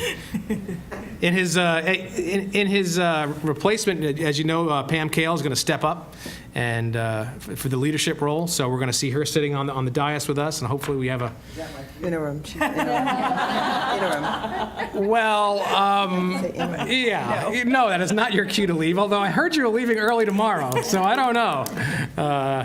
Anyway, so thanks for Mrs. Kale to step up. I have full support, full support of the board. I know you do, and so we're looking forward to that. Committee reports to the board, just very quickly, Madam Chair. So we got this year's committee reports. They're just about done, Missy. We have a sheet. We have a sheet. Well, the committees are starting to roll in with their reports. All right, the advisory committee reports. We had a worksheet set up, so we know exactly what year, right, and what they asked for by year, and so that we could track our progress, right? So we had some wins on a lot of the committees this year with the budget. We had three gifted teachers filling up the roles. We also had some fine arts advisory wins, and so what we want to do is keep tracking those wins. And if we can't one of the primary reasons for that thing is for us to make sure that, yes, acknowledge we knew what you asked of us, and we can either do it or we can't do it this year. And look you in the eye and say, can't do it this year, or we can do it this year, or we're going to try our darndest. So I'd like to see that with the will of the board. All right, thanks. Thank you. Ms. Young? So you better not say a word after I finish. Why am I getting yelled at already? Because you did it with Sarah. Anyway, while we work on ensuring our students are safe on the inside and we beef up security on the outside with individuals packing, let's know that we need to take care of those students that may pose a threat to others or themselves. We need social workers and counselors working on the task force team to identify students that have mental health issues or have feelings of isolation or are bullied. We need to invest and know what the problem is. We need to solve the problem or the issue and not wait to tackle the problem of the aftermath where souls are at stake. Let's ensure parents are taking care of their guns at home and not allowing them to get into the hands of their children and say that they had no idea. Let's be vigilant and smart. So the graduation at the alternative school, I don't like that name. I rather New Beginnings or something like that. Students make small mistakes sometimes.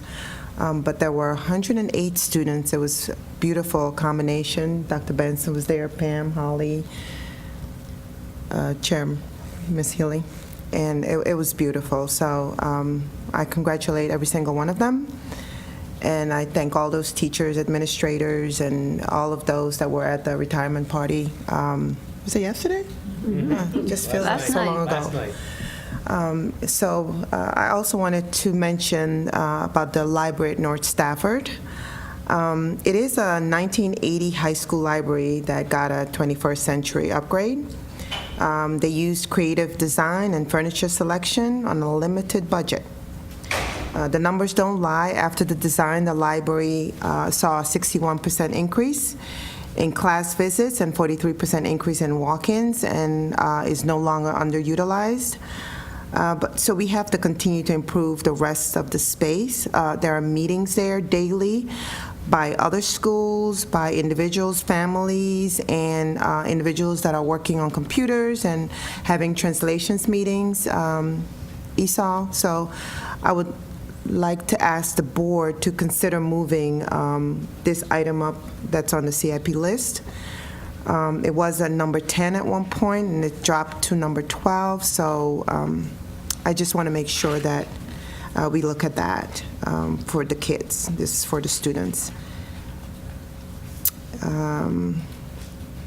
Also, if it is the will of the board, I want you to remember that I voted to move Ferry Farms up and use the monies available for Ferry Farms, and that the promise from the board was that we would carry over some funds to fund Melchers. So this was a commitment made to our parents, students, and teachers and staff of Gary Melchers, that they will soon have light, a decent, updated parking lot, or better, nicer hallways, fresh paint. Maybe we could do a little every year and not lose track of this promise. All right? I thank you. And Scott, I have something for you too. I see you down there. So thank you so much. Thank you so much for your explanation of how contracting works and the RFP process, and Ms. Young me to death, and how the bidding works. But I'm also interested in knowing what policy we have in place as to have a mix of diversity to include women and minorities in that vendor bid. I don't know if it's possible. Maybe we could look at the policy. That's all I have. Thank you. Thank you. Ms. Decatur. Muchas gracias. People are funny tonight. I think it's we got Dr. Seuss up here. I think it's the end of the year. Got good vibes. Congratulations to the class of 2018. You're welcome. How exciting. Thank you, teachers that have touched their lives, central office, somewhere along the way, making all of these students so successful. What a great community we have. Speaking of which, today I attended Dare Day, where approximately 2,000, so I was told, fifth graders, I didn't count them, celebrated their kind of graduation from the Dare program, signifying their commitment to remain drug and alcohol free, which is awesome. And I was just blown away at the size of the event, the number of exhibits, horses, helicopters, fire trucks, boats, planes, trains, automobiles. It was phenomenal. Jackson and the new baby came with me, and Jackson's favorite was the helicopter until he saw the police riding the motorcycles, and all of it was just phenomenal. And I want to thank the department for putting that on, number one, and for the relationship that you guys maintain and continue to foster with our board. I see you back there nodding your head. Thank you. relationships are just so important to me, maintaining them, building them. I think that's just, I think clearly how we get a lot of stuff done, good stuff for our community. Stafford's a big county, but we're a tight community, and I'd like to see us grow even tighter. So I just can't emphasize enough the importance of the relationship between the Sheriff's Office and Stafford County Public Schools, which brings me to my next point that Irene kind of touched on, Mrs. Egan. So yes, the department wasted zero time to get that safety task force put together. When we asked and expressed our want and our need, and I thank you for that, for ensuring that we're proactive and strategic and making sure our kids are safe. Makes me feel good as a parent and a board member to know that they're working on that. We did receive an update at our 3-on-3 meeting, and after that update, I went and sat in on one of the safety task force meetings. Just for you guys as information, I'm going to continue to do that, bring you updates as necessary to the board.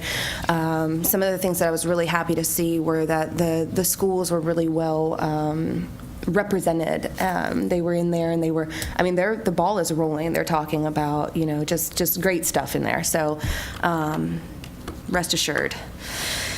And Dr. Benson, thank you. Thank you for all you've done for our county, for me as a new board member. I really appreciate everything. I'm going to try not to cry like a big baby like I did saying goodbye to Scott. I'm not pregnant anymore, so I don't have an excuse. But truly, you've left your mark on Stafford County, and I'm just honored that my boys will get to come in to receive an education from a place that you left your mark on. I appreciate that. It's been an honor and a privilege to work with you and learn from you mostly. I've learned a great deal, and I really appreciate that. I've taken a lot of cues from you, when to listen more and talk less, mostly, a lot of times. So I just really appreciate you. I wish you well. The county that is receiving you is so blessed, and we might have to follow you. So that's all. Thank you. Mrs. Hazard. Sure. I'll start first with just a quick update from the Legislative Committee. I believe everybody should have received the priorities. They did say, as you all saw, it was initial because we had not voted as a board, but we were given a deadline that I did not want us to meet. A couple of the things that were added in line with many of the talk about mental health services and a delivery model, we have requested, part of ours was that the state would fund psychologists and social workers at an SOQ level at a minimum. I think we need to start there. I have a lot more I would like to say, but licensure, continuing that. Pre-K funding, it's an area I think we need to understand better. As we know, our pre-K programs are housed, at least at this point, within all of our school buildings. So they should be treated as certainly a regular student, and I believe we should be receiving state monies equal to or greater, really, because of some of the needs as we do with our basic aid and for general ed students. So that is an area we have put forward. Also, I know the bus cameras, based on the many complaints that we have had, Mr. Sudduth has some ideas. I know we started with this in FAB. I'd like to add that to there, but there's been a proposal offered with no cost to the division to maybe do a pilot, but I will say having a student almost hit and having a hit and run with our buses is just unacceptable to me in this county, and if we have to go to fining people, we will. But someday there's going to be a tragedy, and I personally can't live with that. Moving on to my broader comments, I learned one year when my daughter came back from camp, is she came back with something that's called rosebud thorn that you talk about at the end of your day. So what were your roses? Those were the good things that have happened. First, I'll say congratulations, class of 2018. I have been a parent since kindergarten to one that is graduating. So thank you. very much. I would like to, our teacher appreciation, going to Barrett Academy, going to the retirement. We have so many amazing people in our division. You are the roses here. You invest in our students. And I truly appreciate what you all do. One of the neatest things that I was honored to go, of course, to the retirement dinner last night, but many of you know I'm on Fine Arts. So I did miss the first annual Riverside Awards this year, which was done at the Riverside Dinner Theater. That is for excellence in high school musical theater. Many of our students took home amazing awards, and it's going to be very exciting. So hopefully next year we can have that not on a night. It's nothing on anybody, it's just how that worked. But we had several of our students take home great honors. I will post them on my Facebook and try to get that out there, but that's exciting. So, Bud, what are the things we can grow from, or things that we need to continue to work on? I've seen a lot about the state budget, lots of excitement about a 3% increase.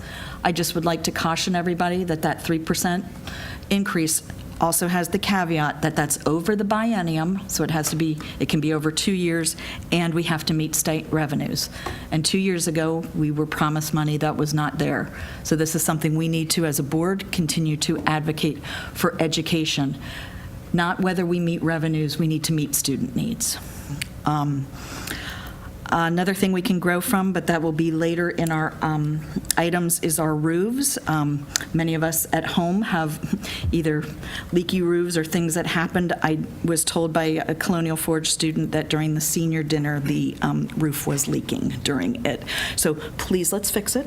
And then Thorn. These are kind of like the sort of sad things. Again, we continue to grow. In Stafford County, we have crowded classrooms. I am hopeful and really hope that we will be getting a CIP that will help us address growth for the next 5 to 10 years. I hope that we can be doing that, and I hope we can do what we can to accommodate growth. My final one, of course, is to Dr. Benson. I thank you for coming here. I thank you for being a great leader. I think that you inherited a lot of issues that when those of us who sat on the board interviewed you, we may not have been as forthcoming on all the things you were going to have to deal with. The financial one was the first one. You and I spent many hours talking about that, and I think that is one of the hallmarks that we leave with, is we have a state-of-the-art financial system. We can do things we could never do before. Mr. Fulmer gets to deal with these things. It has helped modernize not only our financial recording, but to help us in our HR. That is a tremendous, we needed to move into this century. You pushed us to be data-driven. One of the most important things for me was class size reduction, as many of you know, to get every year reports, what is going on in our classrooms. You need to know as a board. It's hard to sit there and go through the data, but I believe we as a board, that is our job. So I thank you, Dr. Benson, for bringing those things and making it a hallmark. I pray that this board will not let go and say, oh, we don't need those anymore because Dr. Benson's gone. These are things we need to do every year, is to study these things. I wish you well in where you're going.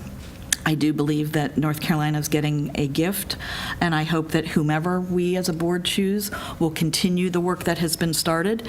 I know there were some things on your list that you wanted to get to, but we as a board need to continue that legacy and continue to build on that. So thank you, and thank you. All right. Dr. Benson, I know where you live. You know I know where you live, right? Okay. I'll wrap this up here. I want to congratulate all our graduates this year, including the alternative education students who graduated last Saturday at a beautiful ceremony, and our students at our other high schools who will graduate this Saturday. Fortunately, no rain in sight. It's not going to be 100 degrees, so things are good. I want to also congratulate the families, including the Hazard family, the Young family, and the McOsker family, because we have 3 of our members with graduating seniors this year. So there will be celebrations. Who? Mr. Nichols, is he joining our board?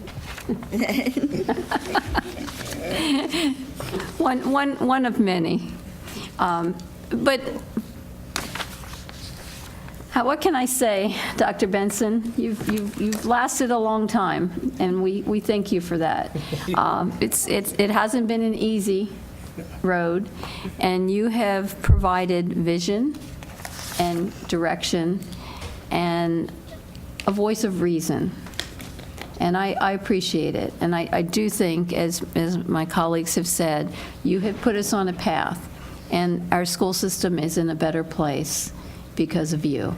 And you have left some a hard act to follow. And we hope that we will be able to continue what you've started, because for many years, it seemed like we were on a holding pattern.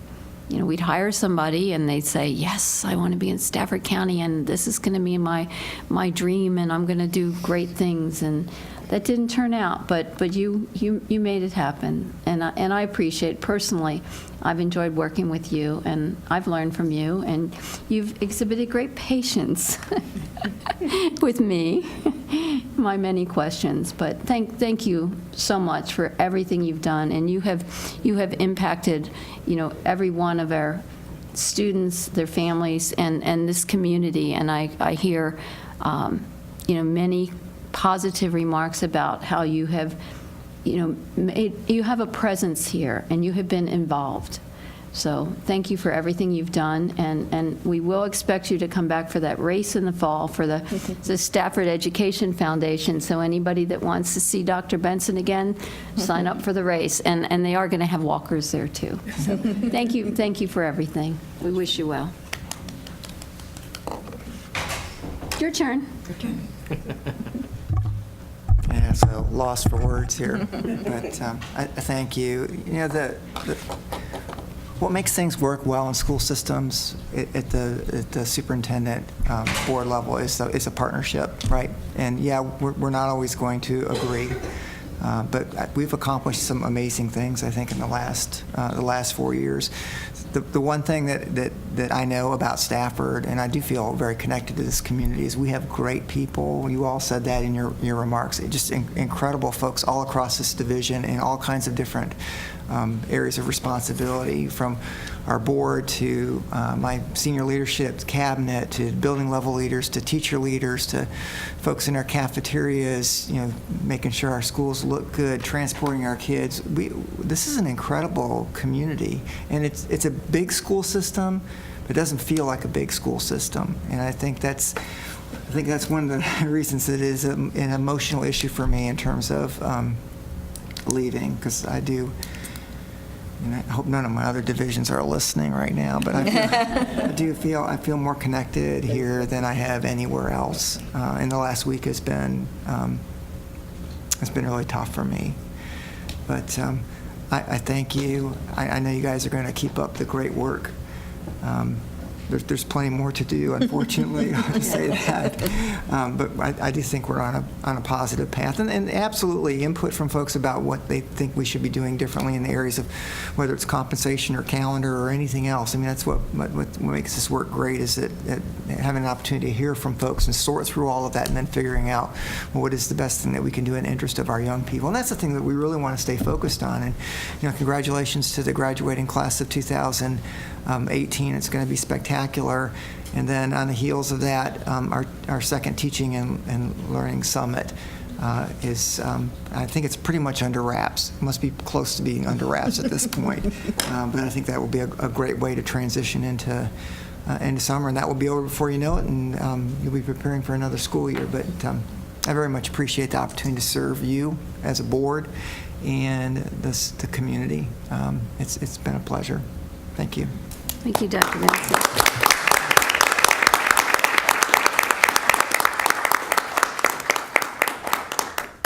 All right, that brings us to the consent agenda. Do we have a motion? Motion to approve consent? Second. All right, motion by Ms. Hazard, second by Ms. Egan. Any discussion? All in favor, please say aye. Aye. All opposed, motion carries unanimously. We have 2 action items this evening.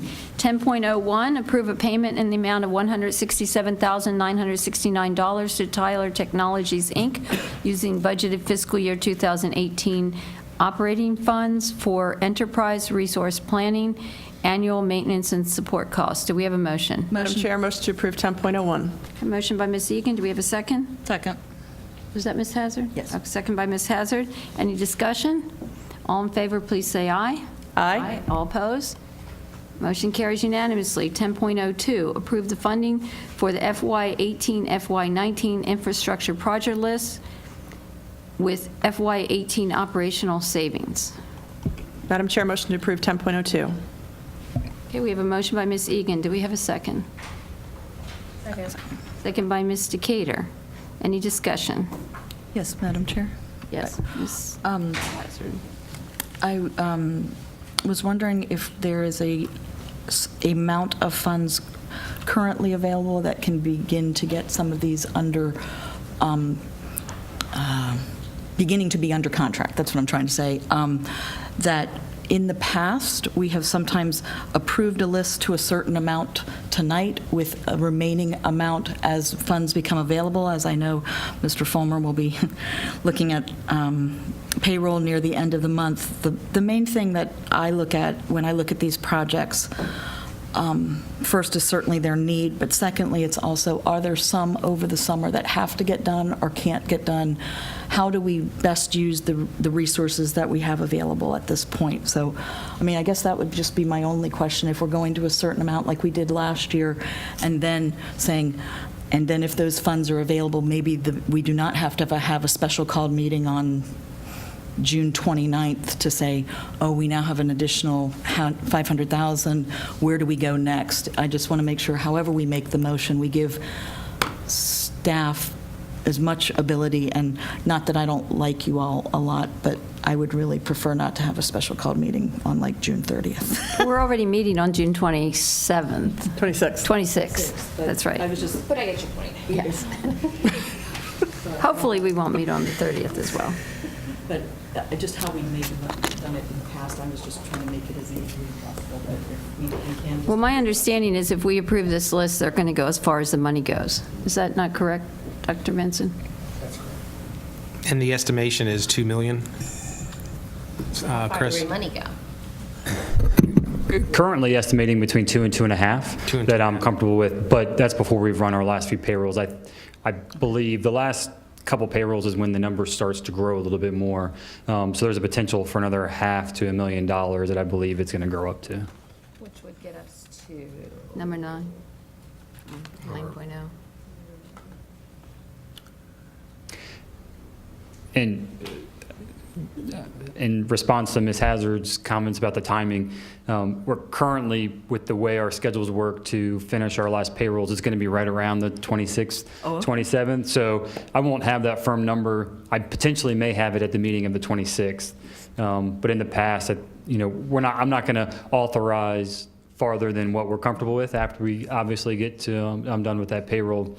So even if you go up to 4 million, if we only have 3 million, that's where we're going to stop. But if you authorize up to the 4, that gives us the flexibility, as long as you guys are comfortable with those projects, gives us that flexibility to go up to that number after we run our last payrolls. Can I just clarify, just to make sure I understand? So we would take a vote to authorize up to a certain amount, and then you guys just go ahead and do that, and you'll do it in order as the money becomes available? Correct. So Sorry, go ahead. No, it's okay. There have been instances in the past where we've gone slightly out of order, and we've talked to you guys about that, and that's only because if a project can't be completed that summer, or if the dollar amount, say we can, if we get to a point where I'm comfortable with another 200,000, and the next project on the list is 500,000, but there's a project right after that's only 50,000, we might go ahead and jump to the 50,000 and skip over the $500,000 project. In that, Ms. Healy, in that particular vein, if I could, I don't know if projects 10, 11, and 12, I believe that, and it is not because the project is not valid, it appears, or based on discussions, can the Park Ridge Elementary chiller system be done this summer? I know that's not your question, Mr. Fuller.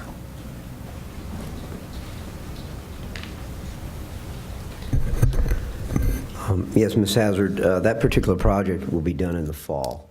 It's an HVAC system, and it's going to take considerable time. So instead of trying to jam it in the summer with an unknown start date, if it was to be approved, we would wait until November until the system goes down offline. And most of that work, if not all of it, is in the mechanical room outside of the education spaces. So the impact on the school would be minimal, if any.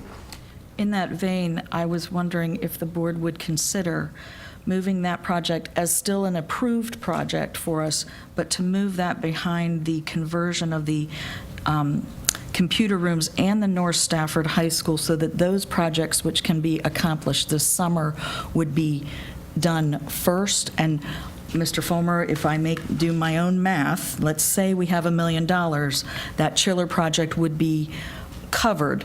But if we were to run out of money, I would prefer to do a North Stafford and those computer room conversions this summer, which are projects that have to be done in the summer, and then potentially, Mr.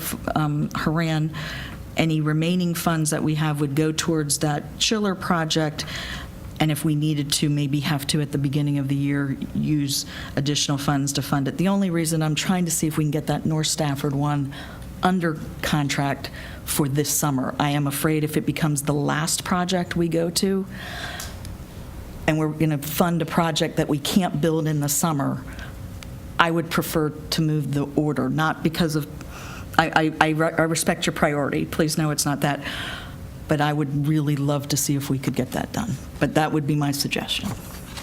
I don't know. I don't mind tackling it that way. If you could just give me 2 questions to ask Mr. Haran. Yeah. And again, I'm not questioning you. I just have concerns about Stafford Middle School's elevator. Is it not working at all? No, it's functional, but it is exceeded its life experience. Oh, okay. So we're still able to transport children who can't. Absolutely. Oh, okay. All right. I was Yes. thinking, how are we going to come? Okay. So that's No. number one. And then the second one was the security alarm system at Gary Melchers. Is that not working at all, or is it No, just? it's working, but this particular component, which is not a large component, it's only $16,000. It is to tie it into some of the outbuildings that are not tied in the current system. Gotcha. Okay. All right. Back to your thought, Mrs. Hazard. It's just something to consider. I'm trying to see if we can get Ms. Healy, like we worked last summer, to say, let's try and get the things. Well, I think they would naturally rise above if we didn't have the 600,000, because what Mr. Fulmer said is if we had 400,000 and the project was 600, we'd have to skip to 600 and go down to the 400 below it. I think we'd have to authorize that, because if we said we only. Well, no, wanted he it- said that's what they would do. I mean, that's only logical, otherwise we wouldn't be able to expend the funds. But additionally, what she's saying is that, so if we have the funds, then that cuts off the next 2 projects, which need to be done in the summer, whereas that one needs to be done in the fall. So that if we could just go ahead and authorize it now, then that would Yeah, cut that's out the assuming we have the money in the fall. Are we going to have the money in the fall to do these things? I mean, if that's the case, I have a lot of questions, but I will respect the priority order. Okay. But I agree. North Stafford want would that be to fall much out. higher on that list for me. But if we start, moving 1 or 2 around, I don't know how that's going to. Okay. I was just trying to get it early. But so. but if you're going to tell us we'll have the money in the fall to do the Park Ridge, then that wouldn't really be an issue. But it's not in next year's budget, is it? No, it is not. No. So. But does the board have any objection if there's not enough money to do the next project on the list? I mean, we get to the end of the year, there's not enough money that Mr. Fulmer would just go down and do the projects that we could afford, staying in that same order. I'm fine. Is there any? I'd be willing objection to that? amend the motion to state it more like that. I would feel more comfortable. Okay, I thought that's what he told us he was going to do. If we need to amend it, we can we can do that. Yeah, as long as you, Let's finish our discussion first. as long as you provide clarity and consensus on that's how you want us to handle it. In the past, we've had the discussions about specific projects, and hey, if we can't fund it, we're going to jump over it. Right. So we're not going project by project. We've had, you guys have already talked about these a couple times and in work sessions, but if there are items like that or right near that cutoff where you are comfortable jumping over, as long as you give us that authority, and in the motion would be great as well. Obviously, we want to go with what the consensus of the board is. And Okay, let's have the rest of the discussion, then we can talk about amending. Any other comments? Nope. No, any comments? All right, I just have one comment, and this has to do with the proposed trailer at Hartwood Elementary School. I feel very strongly that we not have trailers at elementary schools unless it's absolutely necessary. And I know there's a preschool class there that is taking up a classroom, and I requested the list of capacity of the schools, and our clerk shared that with everyone. To me, there's no question that there's room at least one, if not more, of our other elementary schools for that preschool class, which would alleviate the need to put a trailer at Hartwood. If in fact we're able to do renovations at Ferry Farms the next year, we may need that trailer there, so we'd be relocating it. So I don't have the history or how this even got on here about putting it, at Hartwood, but I can't support that at this time because there is room, and traditionally, when we had too many students in a school, the predecessor in special ed would come and say, I need to move the special ed preschool class. Now remember, these are students that are not necessarily going to go to that school, and they may not even be with us more than 1 year, and they're here, a few hours a day, morning or afternoon. So I don't have a problem with anything else on here, but I really don't see the need to expend, $55,000 to relocate a modular classroom to an elementary school when we already have a room potentially available in that school. If I may speak to that as the board member, I actually am in favor of the preschool moving. The problem is we have an additional first grade and second grade classroom that's going to have to come on board at Hartwood Elementary. If we move the preschool, we will have to use one of the 4 Melcher programs, and then there'll have to be, if we continue to grow, an additional 2 classrooms found at Melcher's. The robotics rooms will have to be done, and as of right now, that is not on our list to move. So from my perspective, I'm fine with the pre-K, but the reason that we really need it is because first grade and second grade are over the class size reduction for that, and right now we haven't even registered kindergarten. If they come in and need a 5th teacher as well, I'm not sure what they're going to do at Hartwood. I think we'll have to return the class size reduction funds because we won't be able to meet it at Hartwood. I'm fine, actually, if the pre-K can move. The problem really is we need 2 additional classrooms as of now, and we don't even know what the kindergarten numbers are. So I am supporting it because I am not sure at our smaller schools, and I'm with Mr. McCosker, it probably may go to, but a lot linchpins to me on that CIP. Are we going to, in a year from now, have some space in general for our pre-K programs? But right now, the need at Hartwood, even if we move that pre-K program, we've still got to find 2 at least classrooms.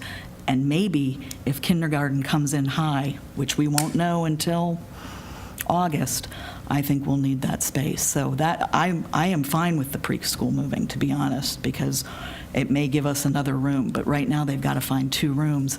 And right now the assistant principal at Hartwood doesn't even have an office because speech is done in his office. So, Madam Chair, just real quick on that note, I would also caution anybody on this board from saying, they may be doing something at Ferry Farm, or they may be doing something with another school, because they don't know what they're doing across the street with their CIP yet. So if I were if this was my district and I was worried about getting trailers and stuff, I'd want brand spanking new. I wouldn't want something that was used. Might as well put a whole brand new campus if they're going to renovate or rebuild, whatever they decide they're going to do, and put all brand new trailers there. That would be my preference. What he decides is his business, but going back to the main thought on this is we don't know what they're doing with the CIP across the street, so we need to stick to what our needs are right now, I think, as we look at this list of, what are we going to do? So I'll support Mrs. Hazard on this one because if she says the need is there, I'm sure we would have heard from Mr. Haran by now on this issue. Ms. Johnson, we've got to figure out what we're doing. Oh, I appreciate I appreciate Ms. Hazard's plea on the. We did get the capacity charts today, and Hartwood is filling up, and we need to do something about that. However, I'm kind of with Ms. Healy on do we just immediately slap a trailer whenever we have a outside of school if we have an issue with overcrowding.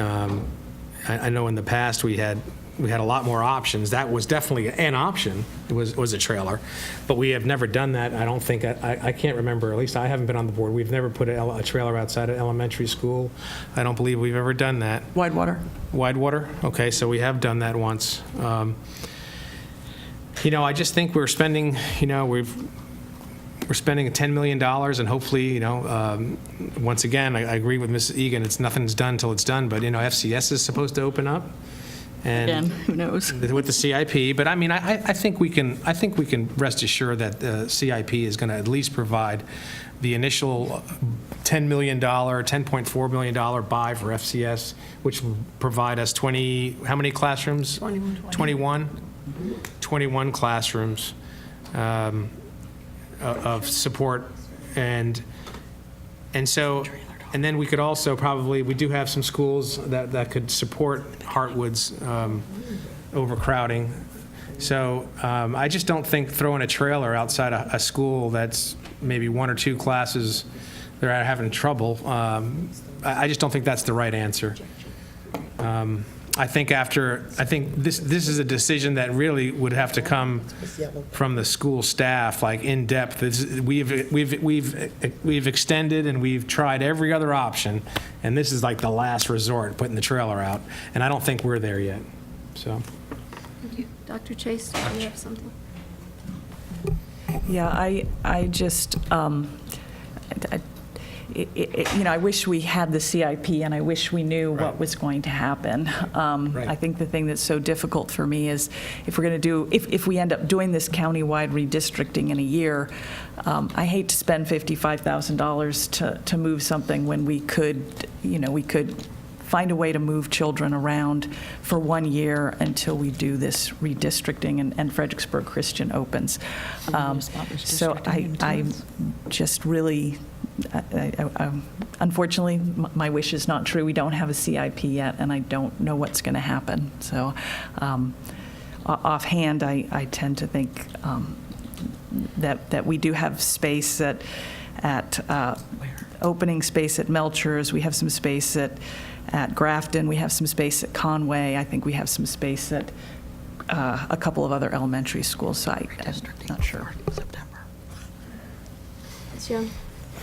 Yeah, my only comment is that what we show red today on these graphs used to be yellow back when, because we have smaller class sizes now. We have more teachers, but it used to be yellow because we would have 25 individuals in a class, 24.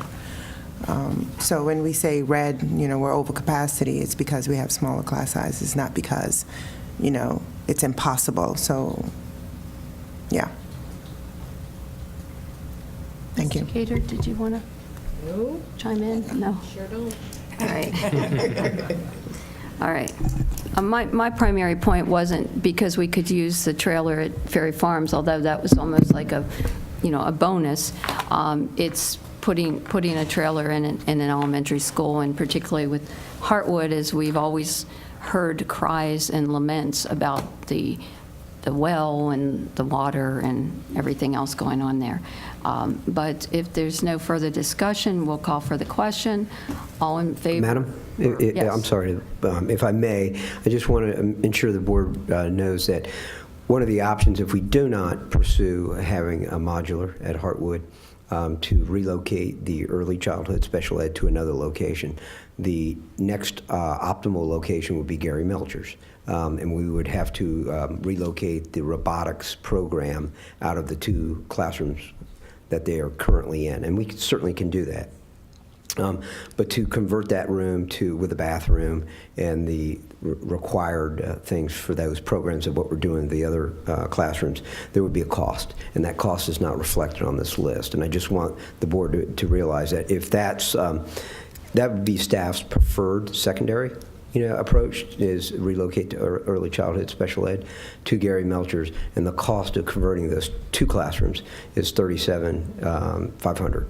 So just a FYI, if you want to consider that at all as part of your deliberations. Okay, well, Mr. Haran, it's interesting that you mentioned the staff's preferred option here, but at the last board meeting, I specifically requested options on where the program could be moved, and I did not receive a response. I requested and received just yesterday the program capacity list so that I could take a look at that and then ask that that be shared with the board. So I don't have all that knowledge, but if I look at a program capacity and it's 100 or more students under, the projected population, it seems to me that there may be a room in a school somewhere in the school district that could be moved. We also have another possibility, as Dr. Chase has pointed out, that the state law allows us to have 6 students in a classroom. Granted, the teachers can have a workload of 8, but there is a possibility that we could house more of our preschool students in a fewer number of classrooms if we were to consider a pilot program. So there's a lot of different options that I believe could be looked at without having to spend, money to renovate a room. But we're already renovating a room, as you've all told us. We're renovating a room that's going to be ready in September, but we don't even have any students. We're anticipating the students will come in the second semester. So if we really want to look at it, there would be a room available ready to go at Melchers as of the fall. So I do wish that I had gotten a response to my question, and then we wouldn't be having this dialogue. Then I would move to defer this to the last meeting. Second. Well, can we just defer the one part that's at issue? Because I believe it would be extremely difficult for Mr. Fulmer to try to deal with all these other items, I would agree. within 3 days of the end of the school year. That's what I would suggest. If we want to bring back the relocate classroom modular for the next meeting, that would be a possibility, but I think that would be extremely difficult. But Mr. Fulmer, I'll let you speak for yourself. How do you feel about getting this all approved 2 weeks from now? Well, I think it's more, I think it's more executing these projects from my perspective. Yeah. It's going to be extremely difficult Right. For some of these if we delay making a decision. Wendy, if you want to talk about I was going to say, the model that you spoke of with 6 students in the classroom, the other students that the teacher or the ECSE teacher would carry would be 4 additional students that the ECSE teacher would have to go out to the student's home or to their daycare provider. So those 4 students cannot be attached to a school. So we would look at sending our ECSE teachers, they would spend half of their day in the classroom, and let's say they're an AM teacher in the classroom, their afternoon would be spent spent going to 4 students' homes or to 4 daycares. And then the other teacher, to save the space, would come in and do the afternoon class, and her morning would be spent in 4 other students' homes and classrooms. So we have to figure out where those other 4 students are. So we would be identifying additional students, which is fine because that's part of our child find option. But those 4 students aren't necessarily just there. We would have to go out and serve them in their home. They cannot be attached to a school, which is how they're considered itinerant students. That's a Loudon that Loudon has followed, and we're going up to talk with them, to meet with them, to see how they implement that model and how many of their teachers perform that model. I'd also spoken with Mrs. Kale about when we look at that model of sending our staff out to the children's homes or to their daycares, we're also talking about children who require speech therapy, occupational therapy, physical therapy, and we would be pulling our staff from our school-based programs to go out to serve those students in their homes and in their daycares. So we're looking at the cost of sending our staff out for travel reimbursement and taking staff that are out of currently serving kids that are eligible in school-based programs to send them out to all of these different home or daycare locations to provide services out in the community. So there are different levels of complexity for reducing that 4-to-4 peer model to a 6-and-6 peer model, but having 4 students outside of the school system. So it is something that we want to study. I do think that we have that delay in adding those 2 classrooms at Melchers and that we can get them in there. But should all of those students show up, like our data has shown us that our programs have grown, I do believe that we're going to need those additional classrooms, or we will have to look into what's available that's under that 100 or has a 100-seat capacity. And I have not seen that chart as of today. Have we not looked in that since the last meeting? I have not seen that chart, no, ma'am. Okay, no, not the chart. I think that came from Mr. Horan, but looked into the question of whether we have room in any of our elementary schools for an additional preschool class next year, with the exception of Hartwood, of course. Yes, ma'am. What we did was we looked at our schools for that were open schools that had not been closed for enrollment projections, and that was where we placed all of our initial new programs for our new elementary autism programs. Those were the first schools. I don't know the 5 off the top of my head, but Conway, I know we placed one at Hampton Oaks that wasn't closed, but the principal worked with us. He reduced a 4th grade class and opened another classroom for us for an autism program. So we've placed all of our new programs at schools that weren't closed. Our early childhood special ed, we have 4 projected for the Melchers complex. So we can go back and look at the ones that still may remain open to see if we can place a classroom there. But as of this week, we just heard from Mr. Mackey at Moncure that he feels he may need the space there to take out the 2-year-old program. So we're looking at having to possibly relocate that program as well. So we're at a critical point. I have 2 elementary schools, Rock Hill Elementary and Garrisonville Elementary, that are running 8 self-contained programs. Right, and they're both under capacity as well, even with that, according to the chart. I can't fathom adding a 9th special education classroom to one of those programs.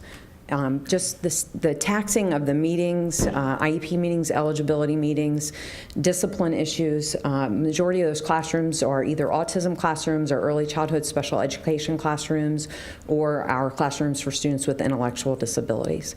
So having 9 programs in an elementary school seems extremely burdensome for the administrative staff and the staff that are in the building.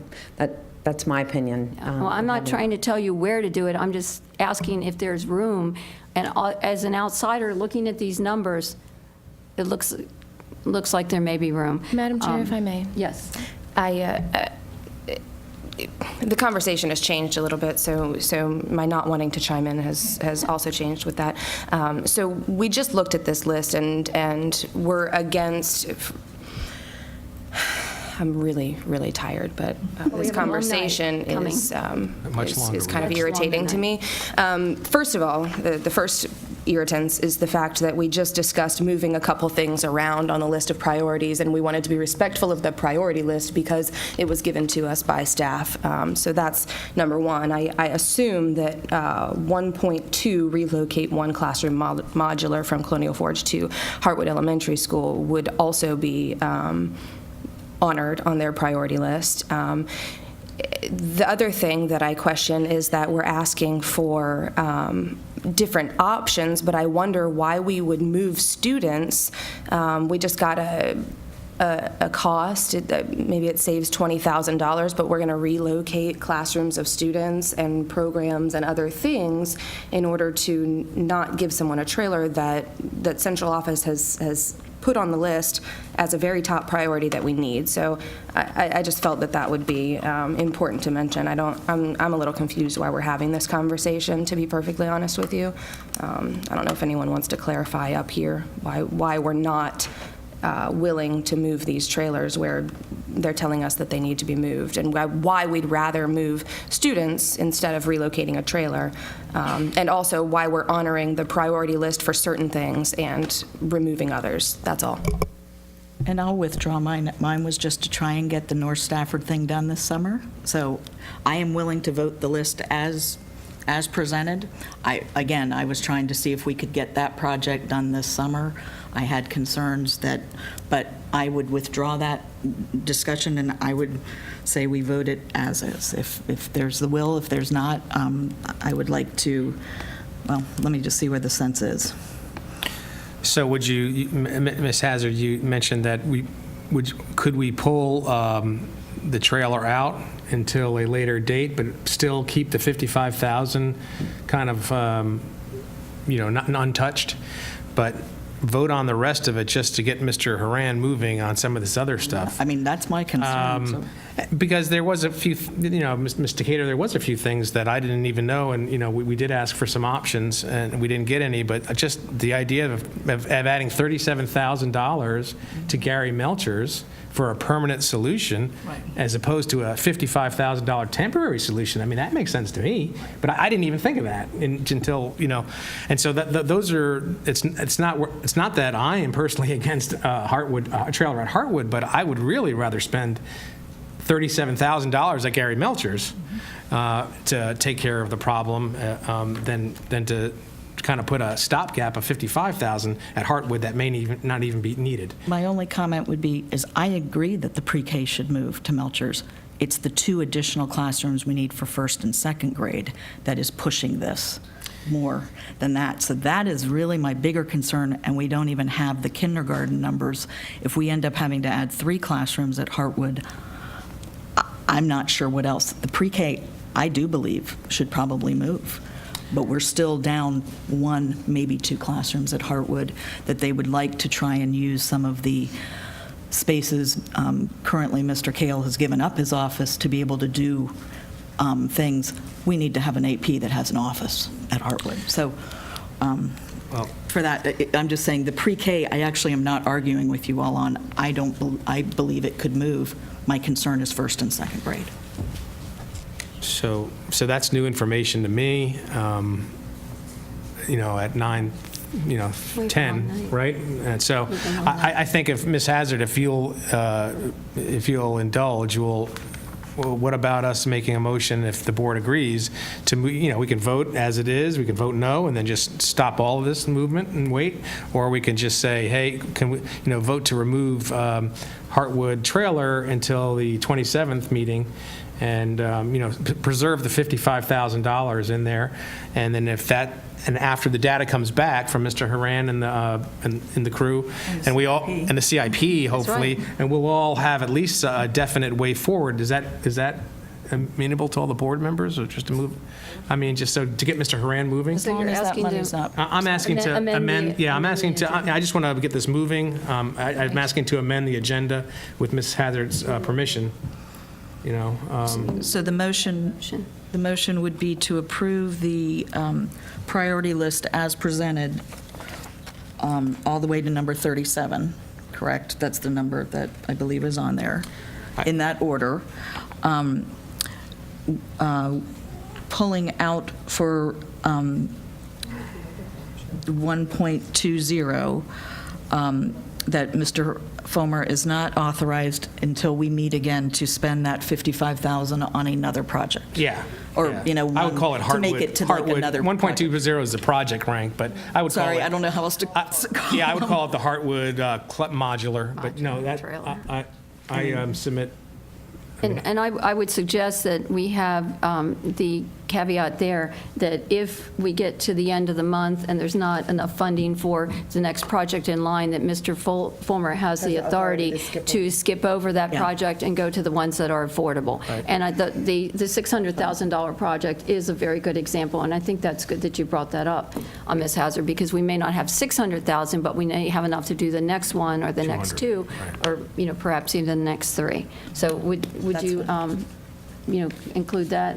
So it wouldn't necessarily be 1 through 37, it would be 1 through 37 with the understanding that he has that authority. But that the 55,000 until we meet again is not to be dedicated to still make preserved. one of those other 1.02 projects. is removed from the list to come back to the board at the next board meeting with, I guess I should look at Mrs. Kale now, with, additional information for the board, depending on the CIP and options that are available. But that $55,000 is removed with that item, so that's not spendable until after the next meeting. So does that? Would you like to make? Okay, well, I'll second. Okay, I'll second what she said. Go away. Back away from the podium. Well, I think if Ms. Egan seconds it, we can do it as amended. If you second, then we have to have a substitute. Okay, Ms. Egan. Didn't you substitute? I think she did second it. It's been so long, I can't remember. Do you accept that? Okay, we're good. All right, no further discussion. All in favor of the motion, please say aye. Aye. All opposed, motion carries unanimously. Thank you all. Oh my gosh, we still have one more. Let's see. We have how many here? 11 informational items. Okay, I have a suggestion. If anyone has any questions about any of these or wants additional information, Mrs. Kale smiling because she knows what I'm going to say, email Mrs. Kale. But please do it before the end of business on Friday, because she's going to have to get all that information. Any questions that are sent to Ms. Kale and any information that's sent out will be shared with all of the board members. Yes. I just have one to speak to. Okay, well, we're going to have to go through them Okay, we are. for the Okay. record, but I'll read them and then, okay. All right, so is that agreeable to the board so we can get through this and then move on to our closed session? 11.01, approve a contract in the amount of $229,000 with Soliant Health for 2 school psychologists for FY19. Any questions? I do real quick. Okay. Is this, sorry. Is this something that you need to get underway right away in order to have them in place by the start of the school year? It is, and we still currently have 2 vacancies with these filled. Do you need us to maybe move this? If it's possible, I would appreciate it. All right, there's one less for next month. Okay. Next end of the month. You can't advertise until it's moved, right? All right, so is that a motion, Mrs. Egan? Motion to move 11.01 to action. Second. Motion by Ms. Egan, second by Dr. Chase. All in favor, please say aye. Aye. Motion? Motion to approve, what is it now? 10.0? 11.01. 11.01. I'm sorry, I was renumbering it myself. 11.01 for approval.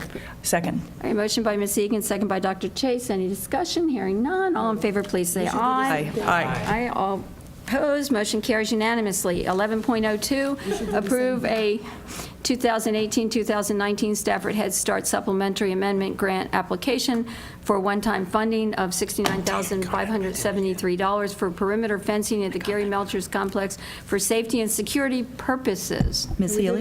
Ms. Healy? Let me just make a quick comment on that. How Head Start end-of-the-year funding works, it's kind of the first application in, the first one gets it. So I would, again, make the same request to move that to action. Ms. Young made a motion to move it to action. Is that a second, Ms. Hazard? It's a second. All right, all in favor, please say aye. Aye. All opposed, motion carries unanimously. Do we have a motion for approval, 11.02? Motion to approve 11.02. Second. I'll let the clerk figure out who seconded that. Dr. Chase. Dr. Chase, we'll I think give it that's to her you. area. All right, all in favor of the motion to approve 11.02, please say aye. Aye. All opposed, motion carries unanimously. 11.03, approve the 2018-2019 Stafford Head Start and Early Head Start Cost of Living Adjustment Supplement Amendment for $63,970. An increase of $53,392 for Head Start, and an increase of $10,578 for Early Head Start. Ms. Hazard, did you want to? I would like to move this to action so we can go ahead and get Okay. this into our funding No. request. I would like to move, I would ask that we would move 11.03 to action. All right, we have a motion to move Second. to action. Second by Dr. Chase. Motion by Ms. Hazard. All in favor, please say aye. Aye. All opposed? Motion carries unanimously. Do we have a motion to approve 11.03? Motion to approve. Okay, motion by Mr. Second. McCosker, second by Dr. Chase. All in favor, please say aye. Aye. All opposed? Motion carries unanimously. 11.04, approve the purchase of Microsoft Office and Windows 10 annual licenses for Windows desktops and laptops and for all Mac laptops from CDW-G, an amount not to exceed $130,000. Any questions about this? Nope. Did the same thing. All right, well, that can come back. Is there any urgency in that one, Dr. Benson? Just get them early. Yes or no? Get them done in the summer. Urgency? It just probably makes it easier in terms of closing out books for software, but either or. No. Mr. When Fulmer would they says come no. back? It'll come Okay. back. Consent. We'll put it on the consent agenda at the next meeting unless somebody asks that it not be on consent. 11.05, approve an application for 2017-2018 funding under the Every Student Succeeds Act, Consolidated Title I, Title II, Title III, and Title IV. Okay, I see. Is this a request to move this to action? That too, yeah. Okay. But I would like to make a correction on the agenda item. It should be I 2018-19. was wondering about that. Yep. Okay. 18, 19. All right, would it help you if we move this to action this evening? Yes, ma'am. All right. Do we have a motion to move this to I have a action? question. What happens if the school drops the number of free lunch to whatever, below the amount? It wouldn't be considered a Title I anymore? No, we, Right, so the numbers are based as of March 30th every year. Okay. Yep. So they will stay regardless? We're Okay. good. and we Yes. actually identify the Title I schools. That's up to us as a school system. Reset the mark, the criterion. All right. So is there a motion to move this to action? No, we want it to come back next week? Next 2 weeks, I should say. All right. I don't hear any motions. 11.06, approve the award of construction contract to Centennial Contractors of Dumfries, Virginia, in the amount of $618,958.74, using insurance claim funds and money from FY18 operational savings for repair of roof damage caused by a March 2018 windstorm at T. Bettendale Middle School. This includes upgraded shingles and additional roof drains. Now, this is this same approach is Yeah. 06, 07, and 08. They're just different schools. Are they Yes. ready to be done, though? I mean, No, they're not going to do anything Mr. Haran? next week. Obviously, if the board feels compelled to approve it tonight, it would be very helpful for us. If we don't, the sooner we start it, obviously, we're behind the power curve a little bit already. So, Ms. Healy, can we vote those as a block, or do you need them individually? I was, you know, Well, let's just, let's do them I'm just one at a asking. time, but we Okay. don't have to read all the, one from the next one. All right, do we have a motion with respect to 11.06? Motion to move 11.06 to action. Second. Okay, motion by Ms. Hazard, second by Dr. Chase. All in favor? Aye. All opposed? Motion carries unanimously. Do we have a motion? Motion to approve 11.06. Okay, motion by Ms. Hazard, Second. second by Dr. Chase. All in favor, please say aye. Aye. All Second. opposed? The Motion team carries seconds over unanimously. here. All right, 11.07, which is the same contractor, different amount of funds, but this is for Rocky Run Elementary School. move to action. Motion by Mr. McCosker. Second. Second by Ms. Hazard. Any discussion? All in favor, please say aye. Aye. All opposed? Motion carries unanimously. Do we have a motion to approve? Move to approval. Motion- Second. All right, motion by Mr. McCosker, second by Ms. Egan. All in favor? Aye. Aye. All opposed? Motion carries unanimously. 11.08, same contractor, different amount of funds for a roof replacement at Colonial Forge High School. look at you. I'm trying to talk fast. I know, you're doing well. This is 11.08? Yeah, she just moved to approve. Yes, Colonial Forge. Move second. I have a motion by Ms. Egan, and is that second by Dr. Chase? Are you too? You're not going to... 11:08, I had the motion. ticking. No, we already got the motion. You had it missed, you before. missed that motion. Ms. Egan made it. She got made it. to move it, but you can make the motion to approve it. All right. She Oh, you moved did? to move Okay. it. Whatever. She seconded it. All right, you're out. I'm out. Okay, all right. You got that, Missy? I did. All right, all in favor, please say aye. Aye. All opposed, motion carries unanimously. Ms. Young, do you have a motion to approve 11.08?